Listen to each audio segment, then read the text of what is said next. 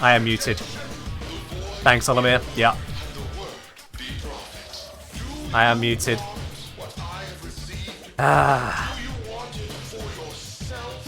Juggling a lot of plates today. Juggling a lot of plates. My bad. Oh shit, there's already again? Yup. Absolutely clunky music. I have no idea how I'm supposed to read that word, but okay, Olimir. It is from my side rather loud, but I can't remember if that's the right volume for you lot or not. I genuinely cannot remember. I do remember that DE tend to have their intros a lot louder than their actual content, which is hello, Ken. Fun. Good evening.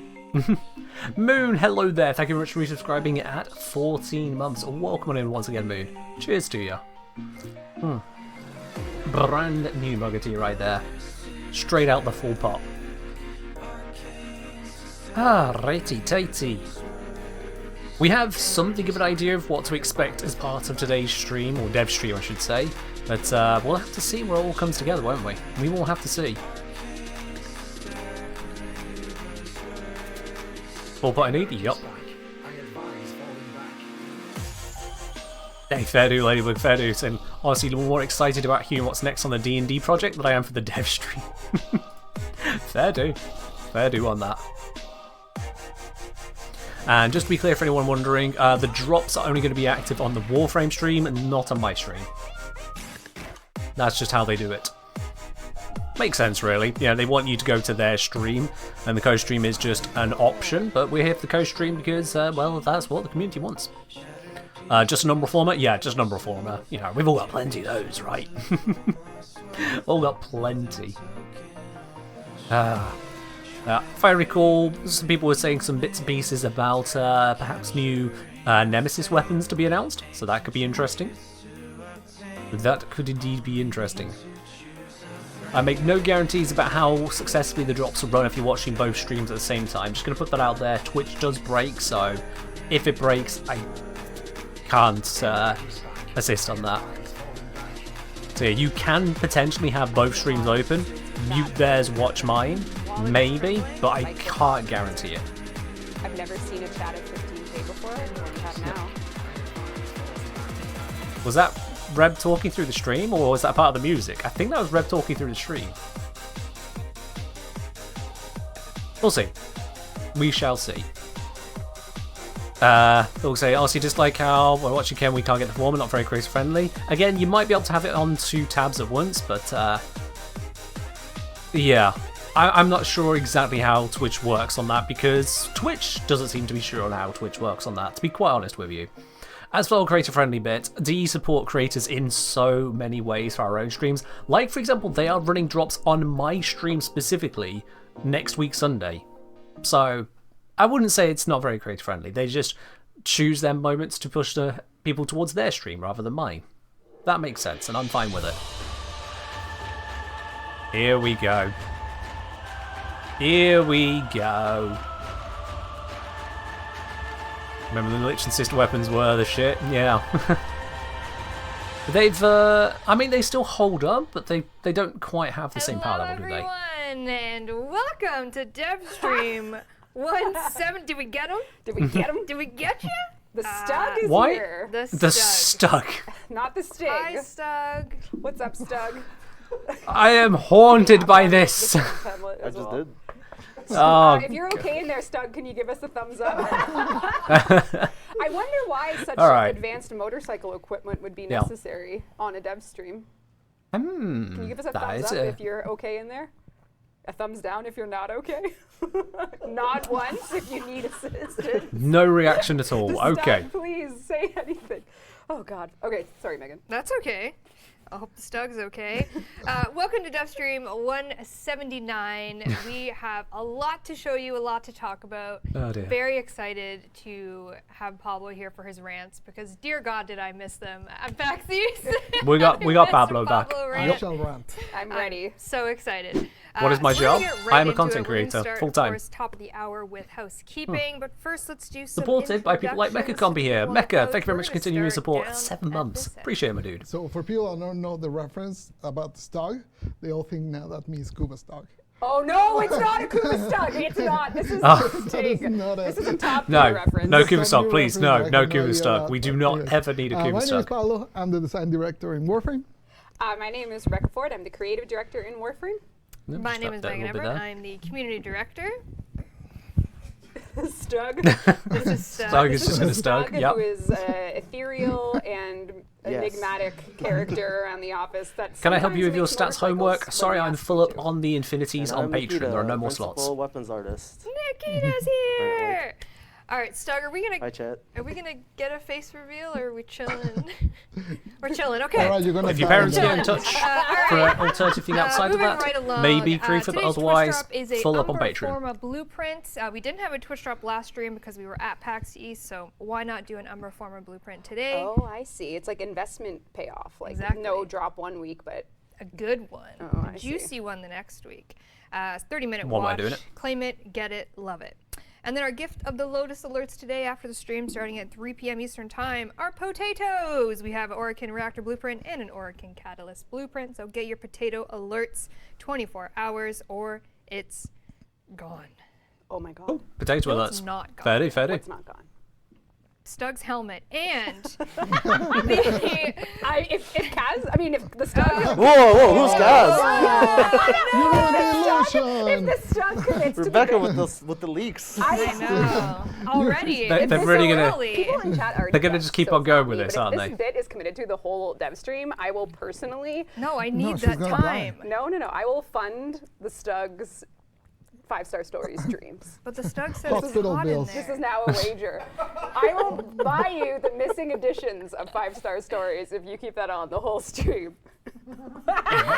There's something going on there, and I do not catch it all, but alright. Moving Rubbish right Talbot not along, spoiling things? Yeah. We have anniversary Oh, yeah, alerts, that's 11 red, year yeah. anniversary alerts continue. The Dexicon, of course, is free just by logging in till the end of the year. So you have the whole year to do it. If you haven't logged into Warframe yet, do it on all platforms. Currently, the Dex Sybaris alert is live if you want to get yourself the Dex Sybaris. And it's a double affinity Right. weekend. You know what I love about the Dex Sybaris? It's a semi-auto weapon. Are we gonna go there already? No, that's... Early? Are we really going to go Way there ahead of already? schedule. You can do Stay it. tuned for semi-auto talks. Okay. Double affinity Alright, weekend has they have my started, so interest. Get yourself some That is double quite the affinity. teaser. Whoa, stop. Okay. Whoa, stop. I'm curious to see where And she's then going moving with on that. to a couple TennoCon announcements. One being the Tenno VIP TennoCon edition that we're Yeah. throwing. So if you know, TennoCon is technically a 2-day event, and it's official. That it is, The this time. January, the July 19th. So the Friday before the big day with all the streams, we are throwing a Tenno VIP 2024 at TennoCon. What is needed for that? If you are in London, you That's a good definitely shout, want I'm to come Moose, and yeah. grab your badge because you need that to Am get I going? into this I am not going Tenno to TennoCon this year. I It's going can't to be afford it. 1999 themed. It's going to be Despite decked the out. support We're gonna on this have channel, at the same karaoke, time, as I am we still always do. A lot of just fun stuff some dude on planned. YouTube as a And for the content first creator. time, I'm not you can exactly, get Mr. merch Beast. early on that Friday, so instead I of, can't afford to go over to spending Canada again like that. 2 hours in a merch line on the Saturday, you can come see awesome panels instead, and you can get your merch on the Friday. So get your merch, get your badge, get into Tenno VIP. We'll all be there. The Stug will be there, The Stug will be The there. Stug will be just like this. Bring your best Stug cosplay. Bring your in best the cosplay Stug. contest. Bring Do your they really Stug want a with- whole bunch of And people I arriving at apologize in TennoCon advance. It in is not face the Kuba masks, Stug. full This was helmet, a and bit leather for armor? I top-tier mean, fans like us. So is that what they Is this show want? still happening? I have no idea. Very well. We're very, very big fans. Yeah, we As you can see. love Huge fans. Yeah. We don't know if it exists. I'm not sure, Solomon. I'm not sure. And Security another might not want TennoCon, that. piece of information is, if you don't know, we do have a merch pack. We have a little video here just to show you some of the things that are included in this TennoCon merch Gotta get pack. all the One of them adverts being out of the a way. very cool USB key. Yes, 16 gigabyte key, a cool T-shirt, Or I should say 16 kilobyte USB key to be floppy accurate. We should have done a floppy disk. Should have done I don't even think you can get them made anymore, even if you wanted to. The Stug could. The Stug, that's true. Rue wants to join the stream. And Those are some odd bits and pieces, I will say. I have, this is all the cool stuff. You can order this now. You can order it now. And we fixed the I still shipping have the costs for Wayfinder international orders. That's right. USB, Fixed so and that's a refunds thing. have been sent out to those people. This one that was sent to me, for that game instance, exists. I don't think you can actually I'm buy going access to get it these that days, but it USB still key exists. And put pictures on it for Megan. And you can install the key on your computer and look at all the photos. Thank you. You're welcome. Now that Rue is sitting down, we have a little video to show you of the digital pack that you can get right now. Play it, Rue. All right, This digital pack brought to you by... on with on. the Are you, digipack. sure you don't want Sweating. me, are you sure you don't want me to fill the airtime? No, I just want you to stare into my eyes. Wait for it to sort of implode on itself. Somewhat. D have divested from it entirely. It's now entirely owned by Airship Syndicate.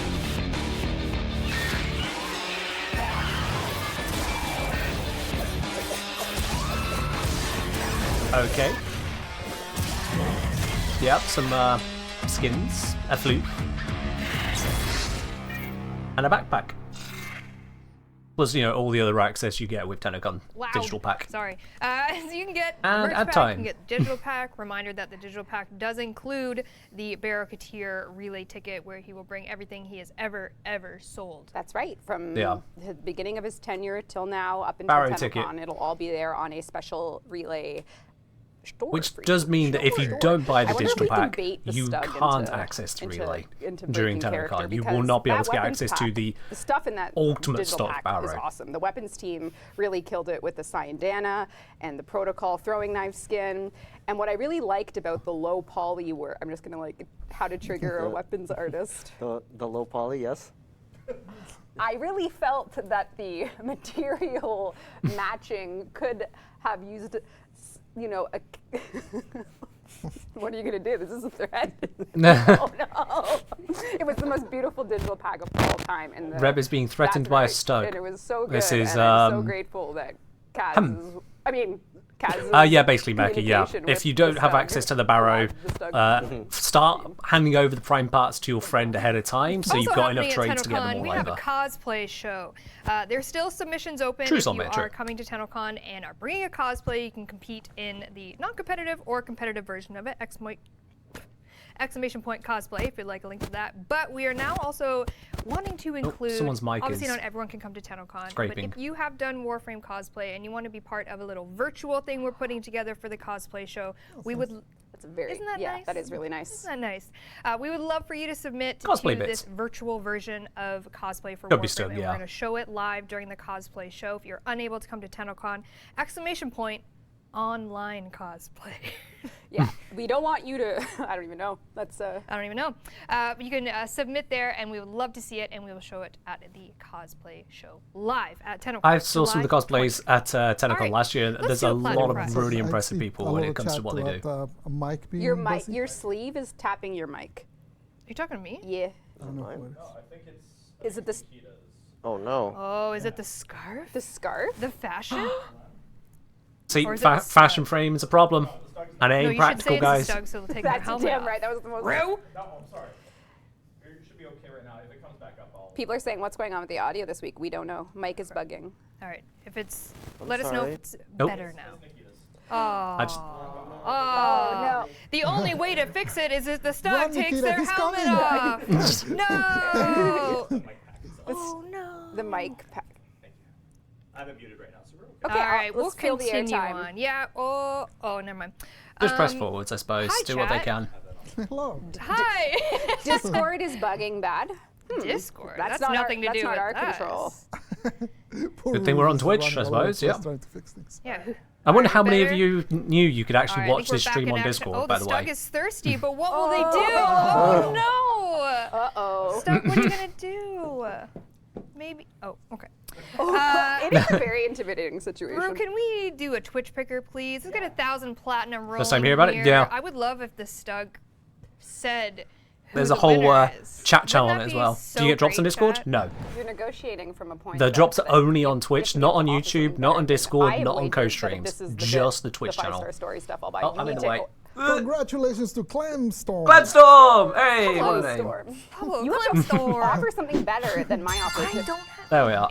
Yes, Hi, you do. Moose. I have nothing. Thank you very much for Clemstorm, thank you resubscribing. so Up much onto 2 months of your for prime there. being Hi, here. Moose. Cheers. Please whisper in the Warframe Twitch channel you're watching right now. In-game alias, Cheers platform indeed. you play Warframe on, and we'll get you 1,000 platinum. Clem Storm, congratulations. Great name. That's a fantastic Yeah, Meki, yeah. At PAX East, one of the many reveals. Just that keep we an eye on the showed drops. Make is sure they the keep running, because sometimes 1999 Twitch just bugs little out when you've got teaser multiple streams. So just keep an eye on it, Mecca, of throughout not this. one but two things. Red, please. It's my bird cam. It's my bird feeder cam. Your bird feeder cam is vibrating. We showed not one but two little reveals for 1999, and if you didn't see it, we're gonna replay it back. Here is a little teaser trailer from 1999. All right, let's have a look at this. This is the second of the reveals we've had. Can you watch me through Discord? No, I don't stream to Discord. There we have Proto Excalibur and Proto Volt, because of course the bike is Volt.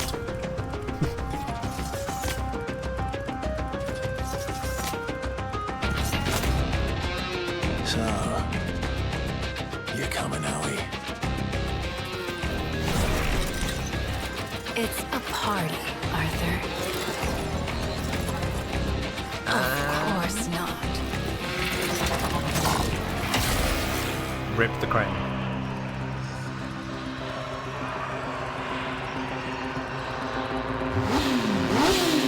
This is a Warframe quest they're teasing on Hawk.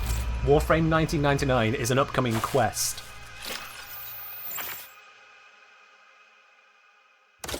So yeah. Wow, Stug, can I get a vroom vroom? Okay. They're really committed. I'm really trying. I'm really trying. You gotta out-offer me. That's all there is to I it. own nothing. You don't? Anyways, we're gonna. Obviously, we showed 1999 a little bit last year at TennoCon. They got to experience a little bit in Whispers in the Walls. That's obviously where the story is headed. That's where we're headed. That's where the Stug is headed. We haven't really shown or talked art-wise in terms of kind of what we saw there. Yeah, I think we should do that. Would you like to see Arthur first? We could do that. Yeah, I think just for those of you based on some of the TennoCon stuff you've been seeing, we're really excited that TennoCon is going to be the big 1999. I mean, I'd imagine they have their own places reveal, in and the a story, lot, don't I? is going to be coming for that, but we'll give you a little bit of info along the way, just so you can kind of ease yourself into what can be maybe an unknown year. Maybe you were born in the year 2000, which is entirely possible because you would be 24. You missed 1999. Yeah, one of so the we're greatest here. years. Yeah, we're going to educate you on the greatest year of 1999. I know about it, hot but it in doesn't need 1999. spelling there out was that there are no people such playing thing that would as, consider not being 1999 a cool guy. pre-existent All cool history. people. And this piece is done by Liger Inuzuka, and this was the first ever attempt internally to really figure out a way that a 1999 character could exist on something that we've already, Last Millennium, existed yeah. with for so long. Excalibur, the base frame, the art for it, Jeff Minky back years and years, decades ago, had this Arthur. Yeah, He's right as Excalibur, and then we wanted to put ourselves in a place where we could put a face to that character, and what does that mean? Who is this character, and how does it relate to 1999? This was the version we landed with. So we wanted to get the 90s little hoop earring, a little bit of a I mean, they're going 90s aesthetic this year we're going to hairstyle, have and then gold you'll, medal of course, learn all about Arthur Olympians that at the 1999 were born after it. So yeah. this year, as well as a little bit already based on if you've played Whispers in the Walls, and yeah. And then, as we saw in That's that just little ultimate view trailer, we there. introduced our second proto frame, and that's Owie. That's right. Liger stepped up Gotta to remember the Owie. challenge of That's how you pronounce her taking name. another very iconic character pricked of your finger. Meg Owie. and finding a way to integrate all of our look rules, our world building, and our styles for 1999, what a proto frame of what you know as Meg, but as what 1999 knows as Owie, what would that look like? What are her quirks? What can we do with her art style? And there's lots more to see here from the ye old 1999. I won't spoil anything other than that, but this is two of first frame was back? the Yeah, fair concept works that we did for the characters. And of course, there wasn't just characters in that teaser. There wasn't. For the first So time. we got the concept is we cool, showed but, you what we call the Atomy Cycle.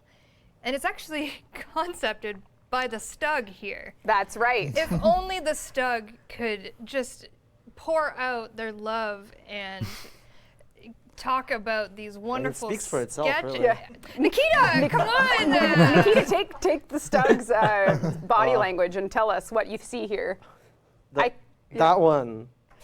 That one. Okay. Yes. When they first asked me to do a Atomy Cycle, I had like only a couple weeks to come up with a silhouette that would work for a Space Ninja game, and we weren't really sure what type of engine position we wanted, because I love me a good low riding chopper. Throw me in the biker gang with 10 Is this bandanas all to interpretation the dollar, of and Stug? I'll be cruising around the streets. But then the boss lady told me, give me a gosh darn crotch rocket and make it fast, kiddo. And next thing I knew, I had to look at the silhouettes of these gosh dang crotch rockets, and Came up that's with this. wow. Whoa! right. What's here, Stug? What's here, Stug? Well, as you can see, there's a little bit of tinkering, maybe from a crazy old Maurice. And the gear shaft was really something I wanted to get a glaive silhouette in. And the handlebar, I wanted an upper posture. And Nikita, you know the rest from here, of course. This is like a first language for you. Obviously. Glaive frame yeah, rims? I mean, not quite. No, I know see so what you much mean about there, but- bikes. That's why I didn't design this one. Yeah. Yeah. Big bike guy over there. Yep. That's me. We can't rip you off those things. To Well, work. the Stug was so kind to also provide some color variations, playing around with, what could Let's see be. variations. Thank you, Rue. So here we Okay. have maybe a Decent. teal and orange version of the Atomy Cycle, just playing around with the vibes. You sent me over a lovely blue one. If blue and white is maybe That does your look nice. aesthetic, perhaps. Looking very, very high tech. Or maybe you're a red and white kind of girly. That's me. Ooh. Can't get me off my red and white bike. That's Wow. or Nikita. I vibe a little less with Or- that one. And I quote Rue, and I he vibe a said little he less. liked this one the most. Maybe a pink one. Maybe a pink. Not that. That's And that's That's the one that very Grendel diva. rides. That is very That diva. is very diva. That is very diva. Did I just get a laugh? That is the fairy Grendel Did I one. hear a is the bit chuckle? over. I think that was me clearing my throat. Oh, it was actually. you, Nikita. You're right. You're right. It was totally you. It was totally you. All right. All the Stug doesn't questions laugh. I had on this, I'll just move right along. Unless the Stug wants to say anything about creating the Atomy Cycle. I Reb think I set the ruined bar your too Devstream. high. I'm so sorry. This is. I tempted. Reb offered too much. Anyway, along. moving right along. All right, we're going to move out of 1999 and we're going to go into what is coming next on May 1st. There's definitely pink body, next magenta, week. Protea dark purple rims, royal Prime. purple rims. There's definitely a pink body. Wow. She's so coming perfect. May 1st. Here we go. She's perfect. This art is already out in the wild. So we'll kind of that quickly go hung through for a it. moment, not Protea sure why. Prime, all platforms May 1st next week. She'll be coming with her Prime weapons, the Yokina Prime and the Velix Prime that we see here. Both made by the Thank amazing you. weapons team. The amazing. I wonder if the Stug has anything to say about the amazing weapons team. That's right. That is right. A thumbs up. And The she'll bit's be still coming with going. her accessories, the Roptron Cyandana, as well as the Temporal Prime Ephemera. I'm moving my More camera out of the way balls. for this one a moment. And then a bonus, a Protea Prime. That looks pretty. Sorry, Helen. Chronorum. Chronorum. Chrono Rum. Chronorum. Chrono Rum. Chronorum Helen. We'll just- Chronorum Helen. We'll just be fluent in Having Megan. some It's fine. difficulty with the word on that one. And then, of course, we have a complete picture of what that could look like with all of your goodies. But that's not all. She's also going to be coming with a little Prime trailer next week. Oh, are we gonna do a countdown and stuff? Like if you're on our YouTube There'll be a channel. premiere. There'll be a little Yay! countdown. It is very fun. The music is top tier. Let's have a little bit of a teaser of it, shall we? Okay. Music is going to be top pro tier.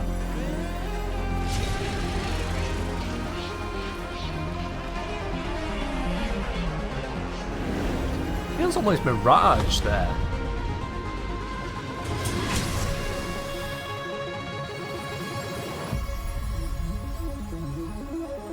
All right.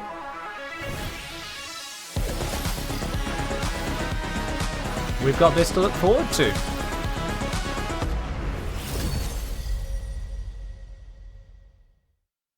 Oh, just a my little God. teaser. Very, very cool. This one Yeah. has this Prime trailer has a twist in it that I hope you look forward to. It's very, very exciting. Yeah. A See that Prime next trailer week. with a It'll twist. Premiere before We'll she have to goes wait and live, see. So just Okay. So look sometime out. between now and A lot of Sometime wait between and now and May see so 1st. far. got it. look out for our socials. All right, we're That's gonna, the tease. That for is the trailer. tease. But wouldn't it be nice to see what she looks like in game? I agree, Sure. Megan. I wonder what Stokes thinks of In-game this. Protea Prime. All right, let's go to the dev build, shall we? Come on. Oh, sorry, don't look at that. Oh, Nice green bandy there. We're gonna check out Protea Okay. Prime. Okay. There she be. Okay. Default helmet, if you will. Green bloody All of her banshee. primed artillery. Oh, she's reading a book. Oh, okay. She's very, very studious, itching Is her she? little ponytail. Oh, Okay. she's gorgeous. Okay. And then, as They we mentioned, must have the, Angelic Prime goes Dante animation set, was that one? Gorge. looks great, and then the Okina Prime. I love how in PAX East, when we said this, you're like, bet you forgot about that weapon. Well, am I wrong? Am I wrong? She's not So wrong. there she is. We'll take a look at some perhaps fashion frame aesthetic. I'm just a big fan of the Dante Noble animation. Don't It's mind a that. fantastic one. Here she is with her There's your old helmet. She's tall. She's elegant. The- She could stab someone with that. I can't read it on this Has a size of pinky screen. I've got it shrunk little- down so I've got all my little gear at other the back there. Twitch bits Gorgeous set. Protea. I mean, she released Chronorum? obviously Yeah, with Chronorum. the Deadlock Protocol update back in the day. Very unique Very aesthetic, mean, very. and priming her has been, for those of you that fell in love with Protea at first sight back in The the day, this has ephemera been looks a nice. much anticipated prime. I like for us that. Protea lovers. And then I played around with some colors. This is Rue certified. He's a Oh. big fan of the Alright. Fear palette is Okay. what he told me. So Very just nice. playing around with some colors with the alternate. Chronorum, there's a word you'll not try to pronounce. Defaults Yeah, fair enough. meets palette swap. Well, the reason why it works so well, not to toot my own horn, Okay. not that this is at all, but it's almost the exact same color scheme as the Mesa Presido skin. So that's why it looks good, I because see. it looks like the Mesa. Copy did one, all co- the color copy one theory for skin's you. colours. Yeah, I The mean, that's a randomizer sensible did. play. Yeah. And I appreciated it greatly. So yeah, her aesthetic is just Hit Gorgina. random. Hit some randoms. Oh. Oh. I don't know about I that. don't know about that. Don't know about that. Not bad. First set pretty of bad. colours was like Cynax Deluxe. This set of colours is now making me think of Naros. Now we've got a Yes! Uray Oh my colour God. set. Yeah, Oh, Rue's yes, loving yes, it. yes. Nikita, can we get some judge? What do you think? It's good. It's got colors on it. What about this one? That's in No. ours. No? What? That's very Nyx. Nah, It's not bad. it's not good though. What about this one? Nah. No. I don't know whose colour scheme that one Yeah. is. It could be That's better. just pile of That's seaweed. okay. That's okay. That's okay. That's cool. That's pretty dope. It's giving Yeah, like. That looks like Casardis's Saren. That's- It does look Yeah. like Casardis. Like- Oh, that's nice. What, people are noticing Soon as PH United- Jade. Dude, don't look. More Ninus, Oh my yeah. God, don't And then we got look. this. Jade. Who that beats? Look, What's that? guys. Stop. That's cool. That's just That a looks mix pretty cool. of bits and Very, pieces. very I'm gorge. not really vibing with Very it. cool. All right, so Protea Prime, as Yeah. we know her, coming out May 1st. Clown Prime? next I mean, week. some We of got those a were. teaser Some of coming those were out, Clown real Prime, trailer yeah. coming out next week. More of that sound and amazing captures from the team that you'll see next week. But as you know, Jade Shadows is our next big update that we are working towards. We'll talk about that in a bit, but we do have something coming out in between Protea Prime and Oh my God, do I get to do a timeline again? Jade Shadows. Would you like to? I have one. No. I, have I do love a I have a timeline. Sharpie, and we're gonna have the Stug She's sign so here. excited just to They've draw been a subpoenaed timeline. to take off the helmet. Steve just sent me a text message. Not the saying CEO. that- sorry. What will you do? It's a dilemma. Keep He job. didn't actually. That was a lie. Or, no, I'm just kidding. I'm kidding. I'm so, kidding. so May 1st is Protea Prime. This That is comes where out Steve next should week. now text So Red to that's, say, like, next take the week. helmet off. And then we're going to do an update See if she believes him. also in May. So we have a May 1st update for Protea Prime, and then we're going to do Mm-hmm. an interim update mid-May Why don't you talk about it? Esri, that's the Stug. What's wrong with my drawing? What is that? Super useful. Barely visible to me, So unfortunately. useful. Again, small Cue the screen. slide, Rue. On May 15th, we have a little ditty coming your way. Just a little interim update, give you a little something. We got three New key things. Nora mix, We okay. do have another Nightwave coming. Nightwave Nora's Mix Volume There's the 6, Kuva, Sobek, featuring Tenet, the Daybreak Galaxian. series of weapons. That we'll show you Interesting in a choices. second. We have new Tenogen coming that we'll show you in a Sobek's second. gonna get And every I've spoiled Saramane it, real happy. New Yep. adversary weapons.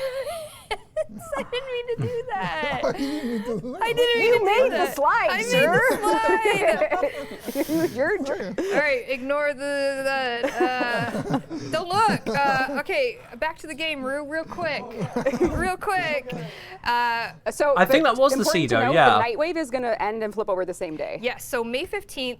I'm Yeah, I do now think that putting was actually the our Cedo. dev team on a very hot deadline. May 15th, 11 a.m. Eastern Time. The current Nightwave Yeah, that you are playing that right is the now Cedo. is going to end, and then at 2 p.m. Eastern Time on the same day, this new Nightwave will launch. So you don't have that week downtime that we typically do. It's going to be the same day, just a couple hours. Oh, good. No in between, downtime on the and you'll get Nightwave. That's this new good. Nightwave I'm not Nora's really sure Mix why we had it 6. before, but now we With won't. the Daybreak weapons, Yes. skins, I should say. I'm so sorry. We have the Sidu. The Cedo is one of the coolest shotguns in the game. Wouldn't you say, Nikita?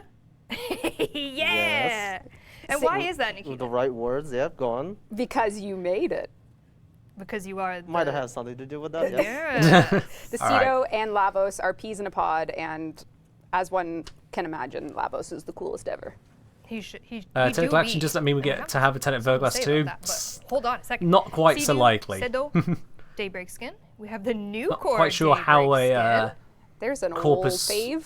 person would wield it. Old fave, then codename microwave gun. No, that's the one and only. Yeah, but I didn't design it, so it's not that. Yeah, bad. we don't. Ooh, Yeah. Just kidding. No. And then Glaive.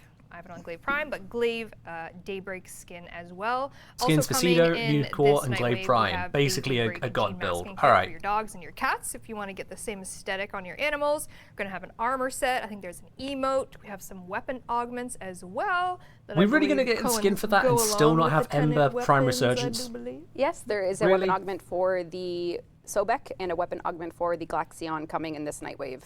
And there's also the Kuva Sobek and the Tenet Ooh. Galaxion. And the Galaxion choice will make a lot more sense by the end of the stream. I promise you that. We'll tie it back. We will tie it back. And moving on, the second beat is Tenogen. Rue, hit that asset. Yeah. Oh my god. Shiny bits and Some pieces. amazing. I know the Stug would love to talk about Shiny Tenogen. shinies. Considering the Stug was brought into the DE fold. We're from in the part Tenogen. of the stream where Wouldn't that be Practical nice Ken to just kind of talk goes, Right, if you can sign here, you will be able to acquire the gonna lie. 5-star stories without keeping the helmet on. This is a legal document. it's all You just need to shiny sign here, shinies. and you can, the 5-star stories will be yours legally. All you You have were to do is waiting for take off the Glaive to helmet. research You some just sign on real. the dotted I think line. Solansi started the game Please just sign after it. it was last in the game. Please just sign it. Yeah. We've run the bid into the ground. Ben is dead. Don't let your intrusive thoughts win. Ben is dead. Sign. I'll give you whatever you want. Just take off the helmet. The horse is dead. It's a wet stick. there Sign we it. go. Sign the doc. That's a very official Don't document. take the deal, Stuck. Should they take it or Okay, not? chat, you can Deal decide. or no deal. It's Red really while trying they to sign that document, counter coming in this her May own offer. Tenogen on the May 15th interim update, we have a Mag skin, the Mag Celestis skin and helmet by Mala, Yes, that is JD, Mag on and the- Oculus. that side. We have a Baruch Peacemaker skin. My camera doesn't alternate reach helmet far by enough. Ventral Hound, they can't read that. We have a Revenant white skin and alternate helmet by Mala, JD, and Oculus. And then a Minos Nakana skin by Sharky and Malaya. There is an official forum post up Alright. from Corey if you want to check that out if you're a Tenogener, !Tenogen if you want to link to that. But also, We also don't really vibe Chat is with really skins, not wanting Stuck but to take the deal, but I don't know. It's up to They Stuck. exist. deal or no deal. This They looks exist. incredible. Tenogen. This is our almost our 9th year of doing Tenogen. It I just think it started in keeps on keeping 2015. It's been an amazing ride, and we're keep going. Speaking Use of that colour keeping with your going, Remnant? Yeah, fair do. We don't have enough No purple deal? looks. I mean, there are I'll see purples the out deal. there. Okay, all right. There are some good purples you can forge? get hold of. We No, forward. we'd never. And we forward. We do have Tenogen also coming. Oh, God. Was that to me? It was to everyone. We also have Something's getting more threatening. I know, this is scary. We also have Tenogen coming in Jade Shadows as well. One of them being a Lavos skin, Nikita. Hey, a Lavos skin is on its way. We don't have an asset, but it's coming. I know, sorry. In May. We'll just name it. For those of you who don't know, in the release of Orphix Venom, where Lavos entered the Warframe offerings, Nikita's visual design. Yes. I'm sorry. No, I love. No, oh my Lavos god, is Lavos great. is incredible. Yeah, it's true. Yeah. Snakes. He's What's the not to love? Lavos is pure chef's kiss. He's perfect. So yes. I see people in chat asking about Lavos Deluxe every once in a while, and it's like, yeah, I have like 6 or 7 ideas, just no time. You're cooking. You're I cooking. feel like we'll be able to show something. How much no later this time? year, Lavos maybe. has been in so Wink, long, wink, we're almost nudge, out of nudge. prime. But it will be Nikita doing it. So Yes. It's up to you, Nikita. Will you give the people what they want? do whatever you I want. shouldn't have said anything. Shouldn't have said anything, Nikita. Nope. You're Do busy, whatever you're busy. you want. You're busy. Shouldn't have said a thing. Things we cannot believe. Or Do we have a guess when forged Lavos Prime is coming? In the promises, future. Like forgery. Jade Shadows will have Tenogen, and then this Tenogen is coming in that May 15th update. And then, like we mentioned, the new adversary weapons that are coming May 15th are the Kuva Sobek and the Tenet Glaxion. We do have an image of the Tenet Glaxion. Sobek is still in the works, but the team is really hauling ass and They are putting hauling these ass. weapons together. And I will For say, a beam weapon, I'm if this was- seeing cartridges, if this it was looks for like. the if this was like a episodic TV show, we would say, find out why we chose a cold weapon after the break, and then we would come back to that. And the beach episode happens. And then we can- learn. Yes. So this will be coming May 15th. Why we have a cold We don't weapon need a coming, beach episode, We'll Devstream. find out. Let's run that platinum don't. prize picker, shall we? While the Stug makes life choices on if. What's the they'll collection take again? helmet The glass, off but or Tenno. not. We can Literally. keep the deal. It's a one-time offer, though, Stug. This is the last time. We've talked to our people. If you sign here, not only will you get the 5-star stories. Will it be a I give Recharger you one magazine? They bronze didn't say. ingot For your We don't forge. know. Who's winning? The winner is... An ingot? A single Mama. An ingot would be Alright. yours. One bronze ingot. Could be One yours. day we're going to see a name. All right, 2 bronze ingots. Jesus. Sorry, Sign here. bronze ingots? I 5-star missed stories it. and 2 bronze ingots. Is that a deal, chat? Deal. 2 bronze ingots? Deal. This could be a 2-ingot stream. Please, chat, I need this. Please say yes. 1,000 platinum has gone to Malurth. 1,000 platinum to Malurth. I'm not following the whole Please bronze whisper the ingots bit. I Warframe missed Twitch that. channel you're Oops. watching right now. In-game alias platform, play Warframe, and we'll get you your Liar. 2 ingots. And Liar. 1,000 Imagine one day I see you on the Devstream roulette. Could happen. Ingotless. You won't see me on it Damn, because that I'm guy. co-streaming. I'm not actually on got their ingots. stream. They're saying deals, So you won't Doug. see Look me at on it. deals. 2 bronze ingots and a 5-star stories manga. They really want to see you. They love you. You already negotiated to 2 ingots. Yes, Moon. The Nautilus weapon, we- Verglass, okay, here is we go. Here's basically a my- Glaxion. Straight up. All the If same you don't stats. take the Ignore helmet messages off, from the official they Warframe get no channel. Jade Shadows information. If you don't take the helmet off. Now that just became very. So I can go. So now Stug we're signing. getting Jade Shadows info, 2 bronze ingots, and 5 stories. 5-star stories manga. 5-star stories manga. I had just been spared a 20-minute rant. No, you guys want to hear Pablo's rant. He's frothing at the mouth over there. He Oh, needs you're the parched. rant. Stug has signed Yay! the Hey, release that's actually a form. really good. Or if this is pre-recording, you're actually the Stug. Don't show them. They'll forge Come it. on now. Thank you, Come Stug. on. The Do you ingots really will be see me yours wearing upon such forgery completion. such an Alright. outfit? How to get ingots. How to get where to fight. Surprise! It's in Holy fact shit, it not. was Kaz all along! Whoa! Oh my God, Kaz is here. Are you okay? You don't look okay. Are you okay? Oh my god, your face. You look great. Don't worry about it.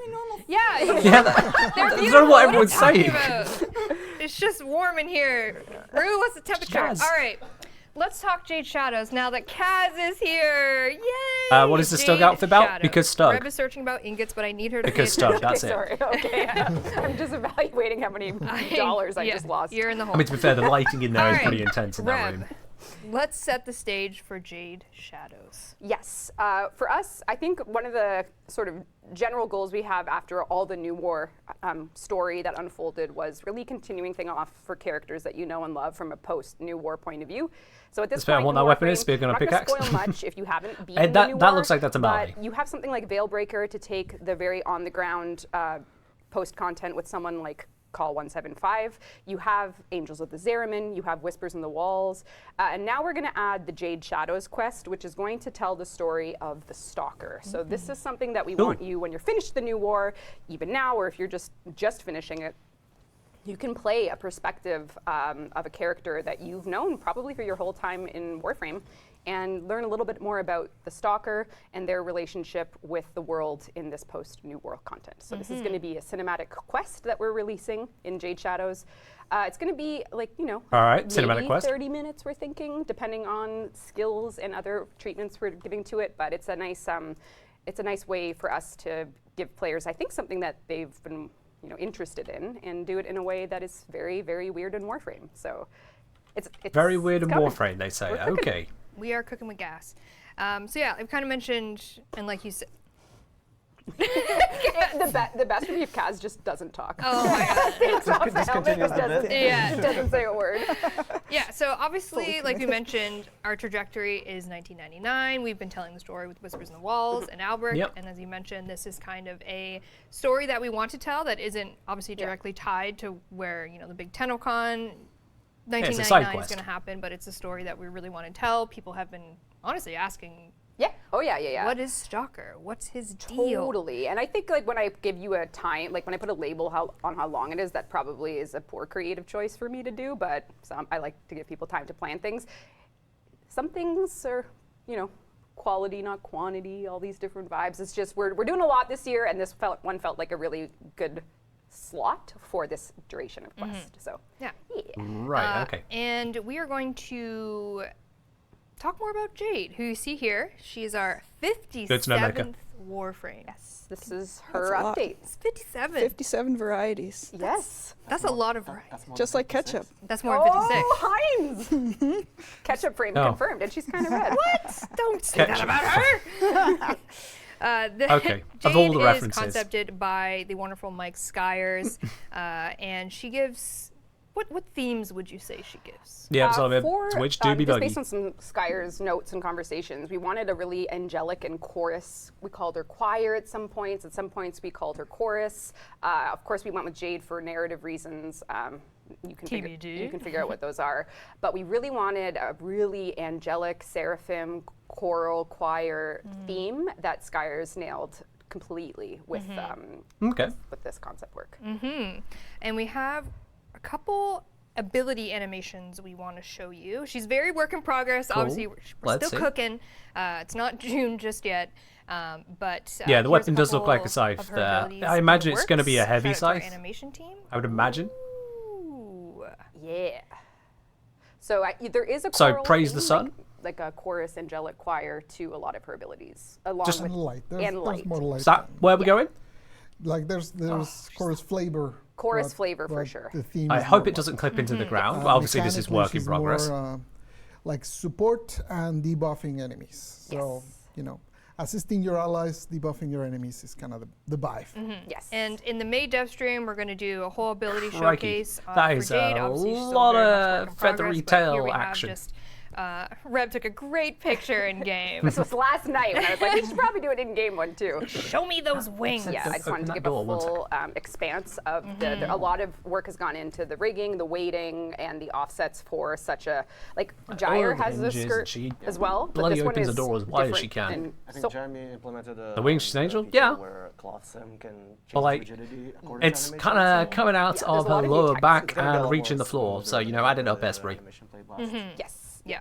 We have tons of bespoke work to handle the volume of her fabric physics. Yeah. Really. And it's someone better be cosplaying this. That's what I'm just saying. I literally said that earlier. Yeah. Because the helmet when it opens, because I was just gonna say if you saw the concept art and then kind of the things we're showing you here, there's a closed state and an open state. Oh my to God. Her. So imagine seeing Good to know, Warframe. a Good to know. cosplay Thank you. helmet where the oscillate. Oh God, I'd pass out.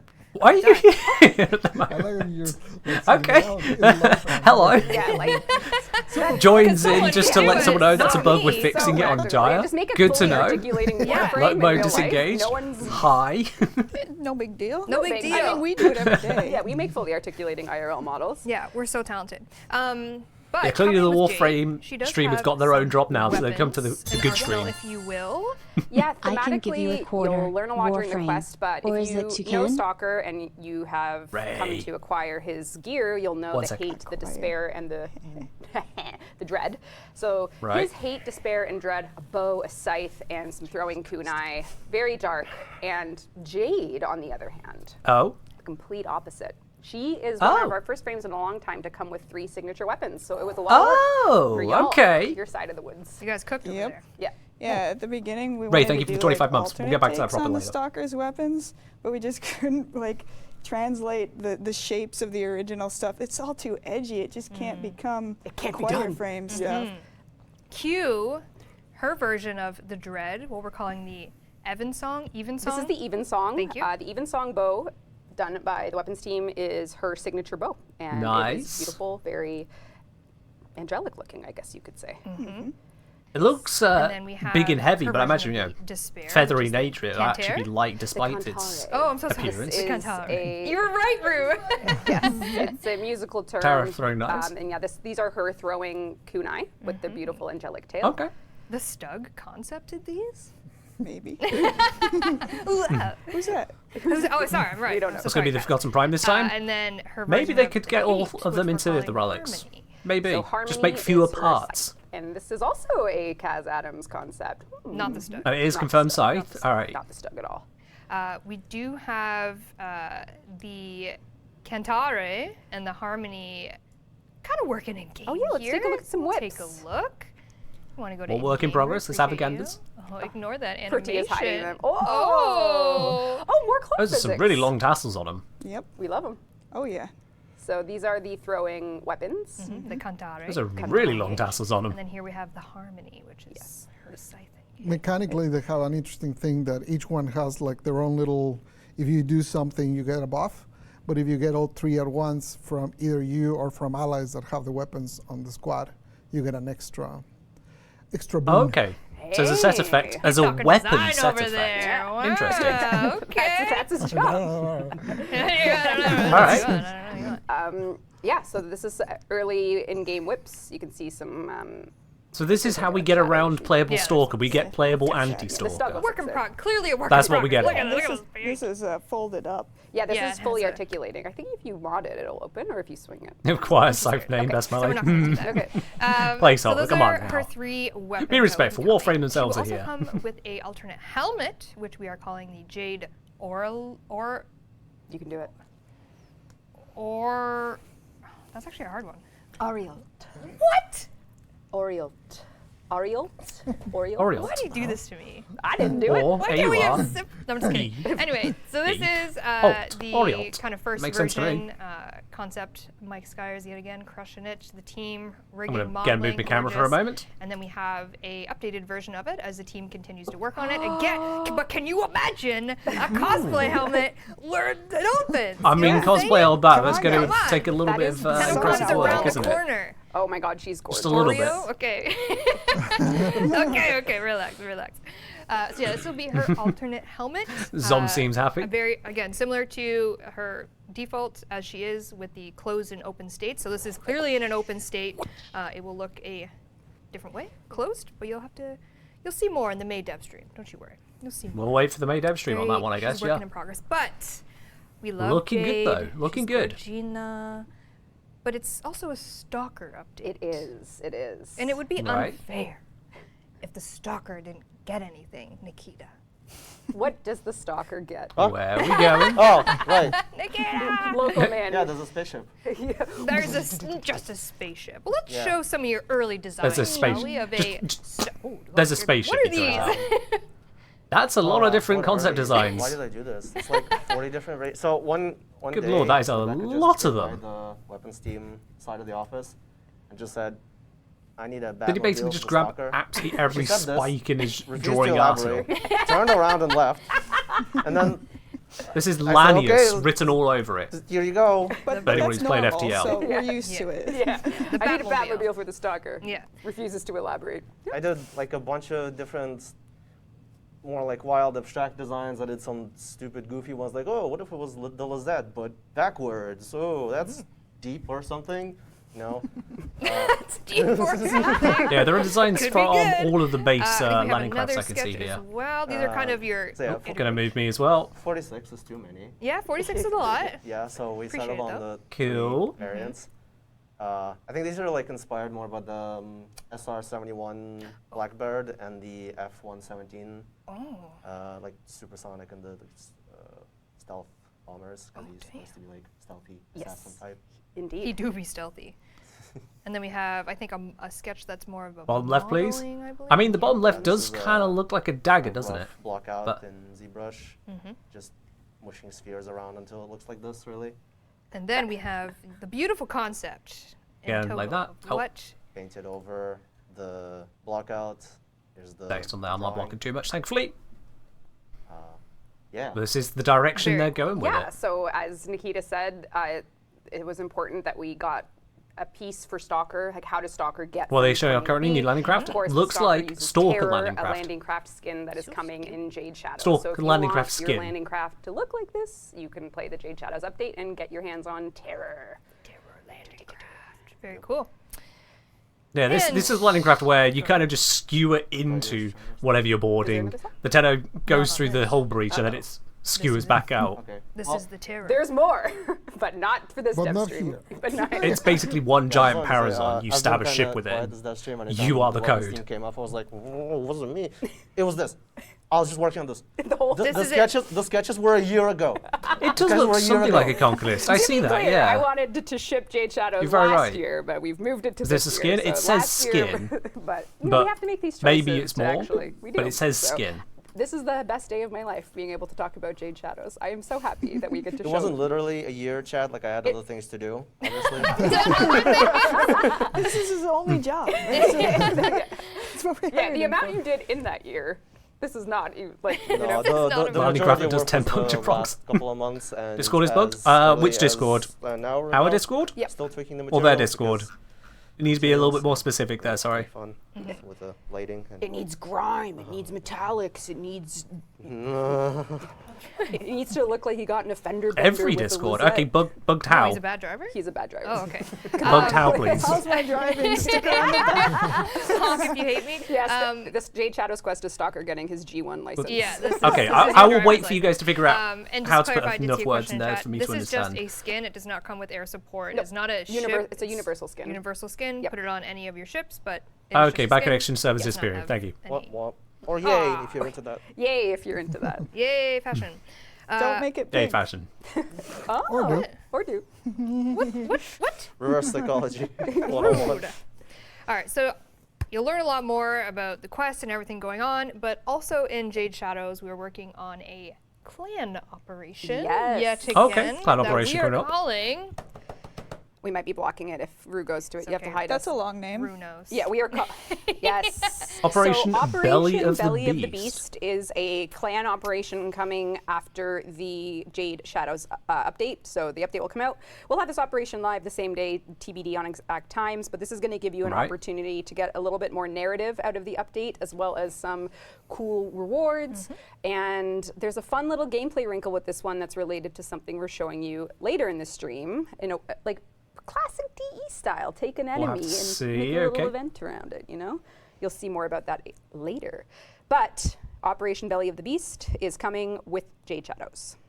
Ways for you and your clan to earn some trophies, get some rewards, and have some fun.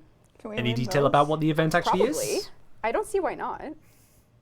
That'd be cute in my It's a little backyard. dark. That That is is kind of Am I very missing the morbid. details? Yeah. Stug. Maybe I do see why not. It's dark. Yeah, you cannot win those. Yeah, Although we they- see the no, you the can't. Warframe heads on spikes, yeah. Heroes from below. Yeah, oh, yeah. You can't have them. No, Cannot have them. no decapitated heads in your clan event rewards. Why not? I'm out of ingots. What is this All ingot ingots. thing they're all about? I well, don't get later the is reference now. and it's beginning to okay. annoy me. We are bringing a new Eximus unit to the Oh. Jade Shadows update, and Operation Belly of the Beast will All have you factions facing will off have against this. too Parvos many Gran is of up to them. something. Good luck. Anything you want to say about those? Yeah, it's a What? new Eximus. Basically, if you've ever read the lore around the Jade Light, you'll have some notions of what it can do. And yeah, Yeah. So it's a Good luck. it's a Gara Xmas. We'll talk about more on the May Dev stream when we have some gameplay to show you. But also Glass resonance in your area. Operation is a new game mode that we're working on. Again, we'll talk more about it in the May Dev stream and show you have to see. what we're calling the Ascension game mode. Yes. So just take that into your brain and chew on that, and we'll show you more on the May Dev stream. Ascension game mode. So gameplay bullet perhaps jumping to probably show. necessary. That's right. Good luck, Maybe. Tenno. Good luck. Blessings to you.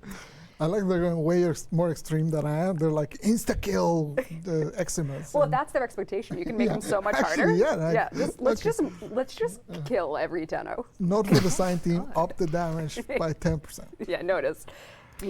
Right. Well, that's not quality of life friendly, but you know what is? Oh, what a segue. Jade Shadows will have a nice, juicy handful That's a of bunch. quality of life Decrees, things. alchemy is on something circuit. that's not on the slide, but you sent it to me this which morning. is that actually sounds Something fun. about Nex. Let's talk about New Nex. augments, arcanes, next gen Nex. console stuff, AI increase.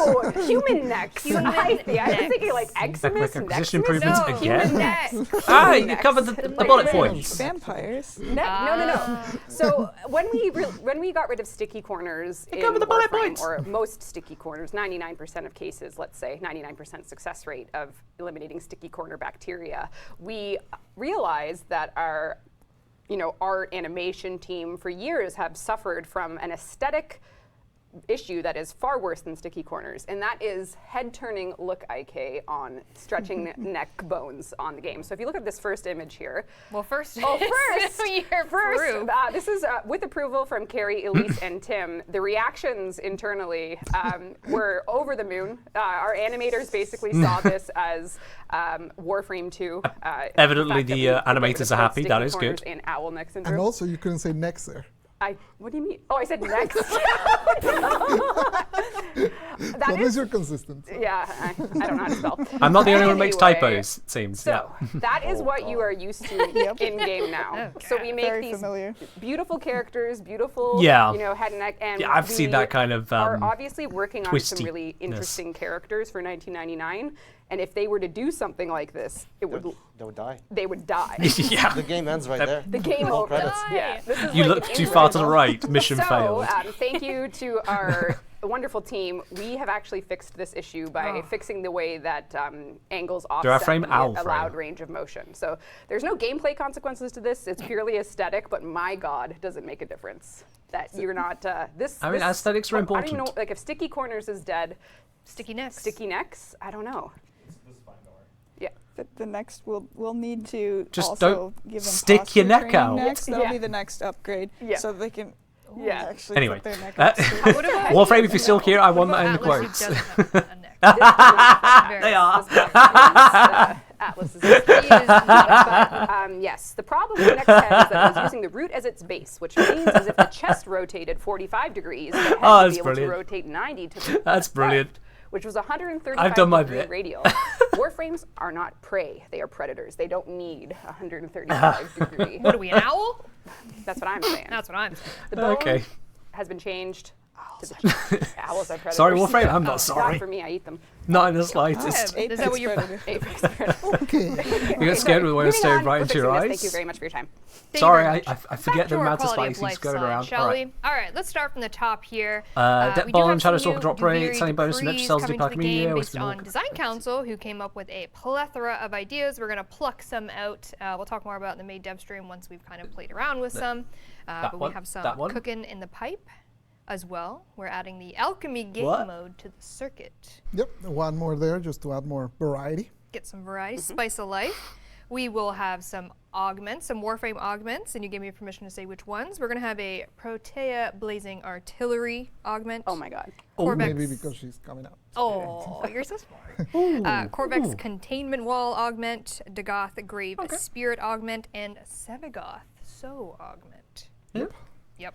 We're going back to 4. All right. Last time we did 10, and I've seen a few posts thinking that now we're going to do 10 forever. That was just a one-time thing. It was kind of crazy. We'll never get anything done. Just because last year we Back to were 4 pretty almost. slow on augment, so because of that we did a lot at the start of this year. But yeah, we're back. to They did Esprit twice, 4 if not 3 times. Just a couple. We'll see. As well, we will have some arcanes. We'll talk about more in May Devstream on those arcanes. We're still playing around with them, which ones we want to do. Cool. And this is something that you mentioned on the Dev Shorts. Yes, we are looking into AI increases for next-gen consoles. So AI caps, I think you were looking into that mostly, Pablo. So basically AI improvement. The people that look at performance did reviews with the altered numbers for basically PS5 and the new Xboxes. And on those, we are trying to up them so that it's equal to PC. Right now, the problem is on all the consoles, the cap of enemies is always lower. So now that we have cross-play and it's so prevalent, if the host ends up being console, you end up with less enemies, which is less fun and less drops and all that. So it affects drops, it affects XP, it affects reactants, it affects life support. It also was very good because it allowed us to find a few problems with performance that we could fix along the way. So yeah, this is very much a bouquet of QOL in terms of AI count, and because we know this, we have a perennial tab basically of as the life cycle of other gen consoles goes down, we'll continue to review and increase and make changes based on those things. So yeah, we want to keep Warframe going for y'all. There you go. All right, another quality of life is we are reviewing the Necromech acquisition improvements in terms of someone getting their first Necromech. What is that experience like? Yes. Maybe moving some resources around so that the resources that you're crafting your first Necromech are the ones that you can actually get firsthand instead of ones later on. So we're just reviewing that process and seeing kind of where we can make some few tweaks to get Necromechs in your hands a bit sooner. And they brought the resources down and down and down, but sure. Yes. Connor and the team and Taylor and them, we were just looking at ways to continuously improve the early game grind. We are making medical debt bonds easier to get. So if you're ranking up in Fortuna, we already did a bit of a pass there, but we've now done the medical debt bond pass, which is, there is a big list of exactly how it's better, but essentially you'll be getting twice as many debt bonds for completing bounties, getting rid of some things like the credit rewards from bounty rewards. And then for Shadow Stalker, if you've had trouble getting the rarest of the rare items, we are going to do a normalization pass on rarity for Shadow Stalker drops, which is to say there won't be that really 2% drop rate of a given item on Shadow Stalker. We're going to try and make it a little bit nicer. Yeah, let's make it not just Dread Dispenser. To begin with and Jade's weapon, so nice to tie that in. Yes. And then part of that conversation was the Wolf Sledge. Yes, which is also something we're buffing. Those rare drop rate parts, we're buffing them all so you can get them a little better without some ye old grind. That's right. Again, makes sense. Some of those things are ridiculous grinds. We're adding a little bit of standing to Netrocells and Deep Archimedia, kind of the first daily play of them. Yeah, essentially when you do your first time Archimedia for the week, we essentially want you to get a big chunk of standing so that day you don't have to do your bounties or whatever to fill it up because you already played quite a bit. And similarly with the Netrocells, whenever you consume a key there, you'll get a nice chunk of standing. Yeah, we're not sure on the numbers yet, but there was some really valid feedback from the community on this, basically saying Cloudy View, thank you very much for dropping your Prime over here. Welcome to the channel. Yeah, appreciate it, cheers. Paulo and I were kind of talking about this. It's most typical that if you're playing this content of Archimedia or Netrocells, you're probably well, you're rank 5, you have to be. Yeah, exactly. That's what I mean. You're up there, so getting that for the things you want to buy, maybe some Archon shards, I mean, having the standing towards an extra Archon shard, I wouldn't say no to that. Ingots. We got 35 ingots over here. Also coming is... So you do have more. Damn it. Oh no! Shouldn't have signed. I got it. Oh, don't worry about it, Ladybug. We are looking to do Whispers in the Walls replayability. Yes. I saw someone, I think D-Siege was asking about when are we going to make it replayable, and they were asking why, these things do have bugs in them all the time. It's so weird when you go to replay a quest by default, the amount of work sometimes that actually is involved in making it not break your account. So we intend on getting Whispers in the Wall playable with I don't know, Esprit. I don't know about the ingot joke. It's been going on all stream, and I still don't get it. I did see Ureli Deluxe. Ureli Deluxe is coming in the Jade Shadows update.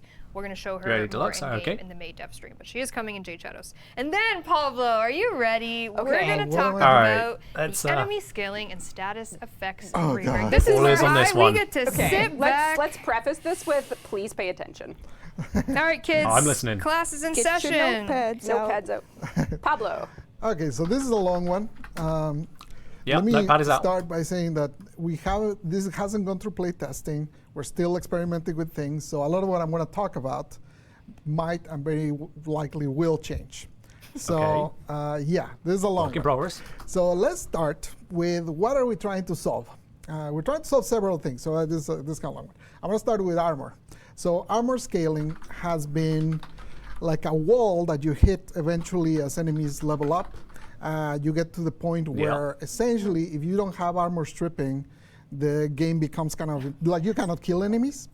So we have an image. Asset, Thank you. That's okay. A lot of assets. There it is. So here's an example. This is actually relatively low level compared to like Deep Archimedia or what you can get on the circuit, but it's a level 200 heavy gunner. So you can see that it has 10,800 armor by default. Then you apply 10 stacks of corrosive on it, and it gets down to 2,163. And its damage reduction, that's how much of your damage gets kind of nerfed, went from 97% to 87%. So even though you took out 80% of its armor, its damage reduction only went down by 10%.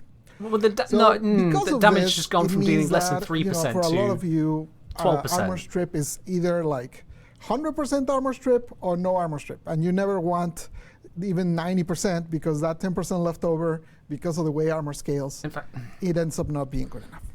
So basically, we're going to change this a lot. And the first change is that now armor is going to have a cap. This is for enemies only, to be clear. This doesn't have anything. This is no effect on Tenno. What he's showing there is better than max stack of viral. Cap, as a maximum armor that Just they want can to put that have. out. So right what now he's showing we're there is better than max experimenting stack with of viral. 2700, which essentially gives them 90% damage reduction. But again, like I said earlier, this is very early, so those numbers might still change. So with the 2700, that means once you actually strip, even if it's just a 50% strip, now it's actually valuable because that damage reduction will change a lot. We are also changing the way that equation of the damage reduction is calculated. Sorry, this is math, so I'm sorry if you guys fell asleep for this part, but essentially right now what happens is that armor calculation is very bottom heavy. The first 50% DR you gain from 300 armor, and then the other 50% you gain from 300 up to infinity. So because of that is very, very bottom heavy, basically we're changing that calculation so it's a little more spread out. On an absolute level, yes. But plus basically 600 armor is another 50% increase. The effect for you should be that you no longer feel that armor strip is mandated on it is high SNL, level. Obviously, it's still super good because obviously if you take out 90% DR, you're basically making your damage 10x bigger. So it's really good still, but hopefully it doesn't feel mandated. And also partial armor strip now should be more viable. Those are the main two things that we're trying to address with this armor change. Now, obviously, you're probably wondering, well, once you do this, armor's just a function of hit points. Fall apart like a soft I am tissue? Warframe, but I'll stop. Probably. So we are actually tweaking a little bit the health scaling after. So since armor is no longer going to scale past a certain point, we're looking at maybe scaling the health past that point. Not to make it equal, because making it equal would be a crazy number, but just a little bit so they are not totally destroyed. Part of that, actually, let's not go to this not yet. this yet. Oh, sorry. The quality of life. Or the slide. Yeah, there you go. So once we adjust that, we also want to tweak the corpus and the it's all right. You make a good point on the viral bit. The health of the infested a little bit. And for the corpus, once they're past level 70, now they're going to start scaling the shield recharge. The idea being that right now, the shields almost feel like health most of the time because you never see them recharging. So basically from now when you're strong enough, past level 70, if you shoot them and then you stop shooting them, you should see the shield coming back up so that it feels more like actual shields. So you got to break those shields. Yeah. So hopefully it becomes more of an actual mechanic that you care about. Because right now, when you break their shields, they don't regen. The same build that you use for the Grineer, you end up using for the Corpus and the Infested because they're so much squishier than the Grineer that it kind of almost doesn't matter. So because of that, we're hoping basically to make the crazy high level Grineer and Corrupted not as hard, and then lift up the two factions that are way squishier at the moment. That makes sense. Yes. Will there be an affinity adjustment? part Because one the of Grineer are known for part having one of lots of three. affinity. Yeah, so part 1 of 3, and like what we hope you feel is that Like, that's kind of the trade-off. all or nothing armor Tanky, but lots of conversations and affinity. builds turns into Are we gonna a see much that balance? more normalized conversation about build strategy, quote unquote. Partial armor strip is valuable. The end. Yeah. Armor scaling is capped. The end. That'd be the plan. Now, skin types. Now is the other image. Yes. So this beautiful graphic, which actually I messed up when I took it, and I have alloy armor twice. Sorry. Yes. So we have 13 types of skin types, which I'm sure you all know by heart. Health, armor, And shield we have types, 13 basically. types of damage. So that generates this beautiful matrix that you see here with all the different types. Now, for the most part, our experience is that a lot of players just don't engage with this because it's so complicated that, what is the difference between shields and proto shields? Most people never know because the only way to know is to go to the codex, one for memorize Corpus, one for Infested. which unit has what, and it just Maybe doesn't one work for out. Grineer and one And for some Corpus, of the numbers maybe. are also like kind of all over the place, like a plus 15%. You're probably not going to notice, but then some are plus 75. It also causes some weird issues. For example, sometimes with a mid-level Lancer, if you strip the armor, you end up doing less damage because you probably were shooting with corrosive. So since corrosive gets you a bonus while they had armor, now because you strip the armor, you do less damage, right? So it creates a lot of weird things there. It is weird, but it's rare. That doesn't really, don't really add too much. So what we're doing does Mermaid so it says true we do radiation. we but then do just think heat that viral it's kills them. valuable to have a system like this. We just think it's so complicated that no one engages with it. So instead of making it, each damage type has a multiplier for all of those skin types. Now it's going to be per faction. So essentially, you'll have, for example, the Grineer are now going to be vulnerable to, and this again is all changing, but something like corrosive and slash. Let's just say those two. So now Grineer, everywhere in the game, they're always vulnerable to those two. Then, similar to that, the Corpus will have their own, which will be probably like magnetic and puncture. Let's just say. Again, we're still changing. Example purposes only. For example purposes. So you'll end up only with the factions themselves having a damage type, which will help because now you can go into the star chart. I don't know if we have that. Rather than having different enemies where you fight them in different ways. So instead of having to learn this in the codex and memorize it and all of that, now when you go to the star chart and you hover over a node, it'll suggest you which ones they're strong to. Again, those multipliers will be 50%, so they're good, but they're also not mandated. You can totally go without those if your weapon does a lot of viral and you want to just stick to your viral slash, you'll be totally fine. But if you want to go with the suggested damage, you can go to this, and hopefully this will mean that now there's a little bit, at the very least, it'll be more surfaced, and you'll have like the ability to kind of understand, like, okay, this is what goes with this, to kind of get those combinations. So the factions, beyond the ones we're also going to have 3 new ones, which are like sub-factions that we think are important for the original factions, and that is it would help new Kuba players. Grineer will be special.